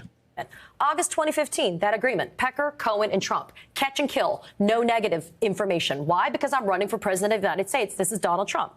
Doorman gets paid off $30,000, October 2015. June 2016, Karen McDougal gets $150. Everybody's quiet. Still haven't heard anything. September 2016, the audio tape is done between Michael Cohen and Donald Trump. Trump's telling Cohen, pay cash. What do you mean this whole setup, this arrangement with Weisselberg and stuff? Just pay the cash, right? October 7th, 2016, the Access Hollywood tape comes out. Everything blows up. We're on the eve of the election. There's drama. The evangelicals maybe getting a little bit nervous. So on October 27th, 2016, Stormy Daniels gets her $130. It was all for the purpose of being able to win and influence the outcome of this election. And that's why it's so important for people to understand. You want to talk about an election being stolen? You want to talk about stolen election? Donald Trump stole that election in 2016. But for this information really coming out then, I honestly believe he bought his election. That's what he did. Okay. So now we're back to stolen elections, and nobody's saying that's bollocks. You can't say that. This is why. This is why right here. This lady was embarrassed. The Democrats backed a Mondale. Do you know what the DNC that lost 49 states against Reagan, against Mondale? Geraldine Ferraro wanted to enter politics. Dianne Feinstein wanted to run. There were other Democrats that wanted to run for president, and they shot down because they said, we will never put a candidate that is unelectable up again. And they were so embarrassed by Mondale versus Reagan, 49 states to 1, Minnesota went for Mondale. The DNC said, we will never put up a candidate like this again. That'll embarrass and set this party back, because winning isn't the most important thing in the eyes of the Democratic Party. It's not losing that's more important, or how you lose that's more important. Hillary Clinton was embarrassed. They had Trump. They had that tape ready to go in October. It was an October surprise, and grab them by the pussy. They were waiting for it, and they had it. And they were going to release it. And Trump had nothing else. The emails were destroying her. They were destroying her. Every fucking day, emails were coming out about contributions to debate questions being released, to making up the birther certificate about Obama was made up by her campaign and Podesta, talking about monies that were paid to pay spies for the dossier. There were so many things that she did in those email leaks. We found out about BleachBit. We found out about the cover-ups. We found out how many Blackberries she destroyed. We found out that we can just go on and on and on and on and on about Hillary Clinton just getting browbeaten with the slow drip email destruction. That was her own fault. That was her own fault for having an unsecure server. And then Donald Trump got the grab him by the pussy tape released, and it destroyed him. She went up to almost 20-point lead, almost 17-point lead. Yeah, I thought it was over. You even had, someone just made a great point, Rhonda, about Loretta Lynch and Bill Clinton. Somehow Bill Clinton's out walking his dog and he just shows up on the tarmac and gets in the back of a freaking jetliner and has a meeting with Loretta Lynch. He's like, I don't know. I didn't set it up. I just showed up and I was there. All of this because Loretta Lynch knew what James Comey had testified to. And the one thing that James Comey said was, I can't look like a political pundit. I can't look to be in the pockets of the DNC. You have to release this information and you have to go and bring this forward against Hillary Clinton because these are my findings and I'm not going to lie. This is what happened. And Bill Clinton went on that tarmac with Loretta Lynch, and we all know what happened. They talked about cooking recipes and freaking how to make a freaking mimosa. We know what was said. Because the next day she recused herself. And the Attorney General balked on Hillary Clinton and stepped away. Then what happened? Like 10 days before the election, Comey comes out and drops a 13-minute bomb on Hillary Clinton. A bomb. And lays out the case. And he says that she didn't break any law, but highly negligent. Lays out the case that she absolutely, not Espionage Act, doesn't say he's going to go ahead and charge her with that, but says that she broke the law on other things like stealing compartmentalized sensitive information from a SCIF, bringing an unsecured server, obstructing justice, destroying evidence, destroying BlackBerries, having BleachBit wipe her computer, not following cease and desist laws. She has a subpoena for information and records, and she destroyed records. Anything that would get me 30 years in Leavenworth or Leroy or anyone else with a security clearance. And Comey then opens up the case. Before that, and it sank Hillary Clinton's career. It destroyed her. And everybody said, well, shit, we don't want somebody under indictment or under investigation. We're going to go ahead and vote for Donald Trump because we also don't trust Clinton, and now we know why we don't trust her. So why do you think they're indicting Trump now? Think about it, folks. This isn't hard. This isn't 4D chess here. This is fucking checkers. I just told you, the American public said they didn't want a president under indictment. They didn't want to go ahead and vote for somebody who could possibly be brought up on charges, who is criminally under investigation. Why do you think they waited to do Trump? Why do you think they did this? Folks, you got to play chess. Everything the Democrats do is for money, power, and votes. And that's what this is. It's a political hit job. And whether Trump is guilty or not, they had plenty of time to go ahead and do this. This is what he's guilty of. The one person who stood up against Hillary Clinton, the one person who said she should be in jail, the one person who embarrassed her on the debate stage, the one person who drove her to collapse several times because she couldn't outpace a man. Hillary Clinton. That's because his crime. You'd be in jail. Yeah, that's his crime. That's what he did wrong. And it doesn't matter all the other things because he very well may have paid off those people. In fact, I'm positive he did. There's no doubt in my mind that he paid off 34 different people hush money. It's not illegal. It's not illegal at all. What's illegal is how it was done. And you have to prove that Donald Trump said, falsify the records, cover it up, put it through the shell company, and make sure nobody finds out and do it with election funds. If he did that, Donald Trump's in some serious fucking trouble. Donald Trump didn't do that. And you're not going to be able to prove that. So good fucking luck. This is what it's about. It's about Hillary Rodham Clinton. What's up, baby? You ready to go? All right, everybody. Listen, I appreciate you guys staying on. Olivia and I have stayed on very late for the last 2 nights, and we're not going to do it. We're going to make sure that we're out of here by 10 o'clock every night, maybe 9:30 every night. And I want to say thank you to her. She's been amazing. I love her additions. She works hard, and she can't be on this late. So I got to get her to bed. I'm sorry, sweetie. Love you.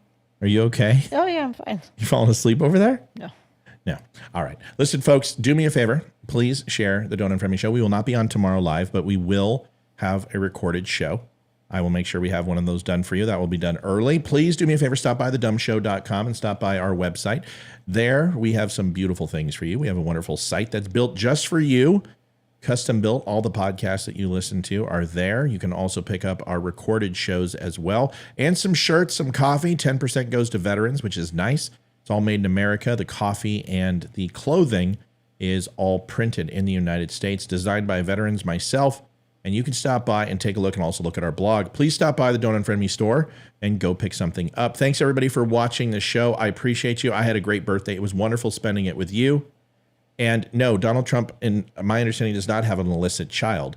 It's an accusation that came across, and supposedly he paid hush money to go ahead and get these stories not printed. Once again, it's not illegal to pay hush money. People do it all the time. The question is, how did he do it? We'll find out, and can they go ahead and prove it? Good night, folks. I'll see you tomorrow. Go like the page, go follow, do all that, and spam a bunch of likes and hearts while I play this video. 22 veterans a day commit suicide. It's way too many. Please listen to this and share this number with a veteran who's struggling. Good night. Thanks, everybody, for being on here. Even the trolls, it's good to have you. Good night. I'm David Boreanaz with the Cast of SEAL team, and we have an important message for returning vets. We want you to know if you're struggling to cope, there's help, and it's just a phone call away. The Veterans Crisis Line is staffed with experienced professionals who know your struggles. There's no greater sacrifice in service to our country. We're able to enjoy our freedoms because of it. Your service is important. You are important.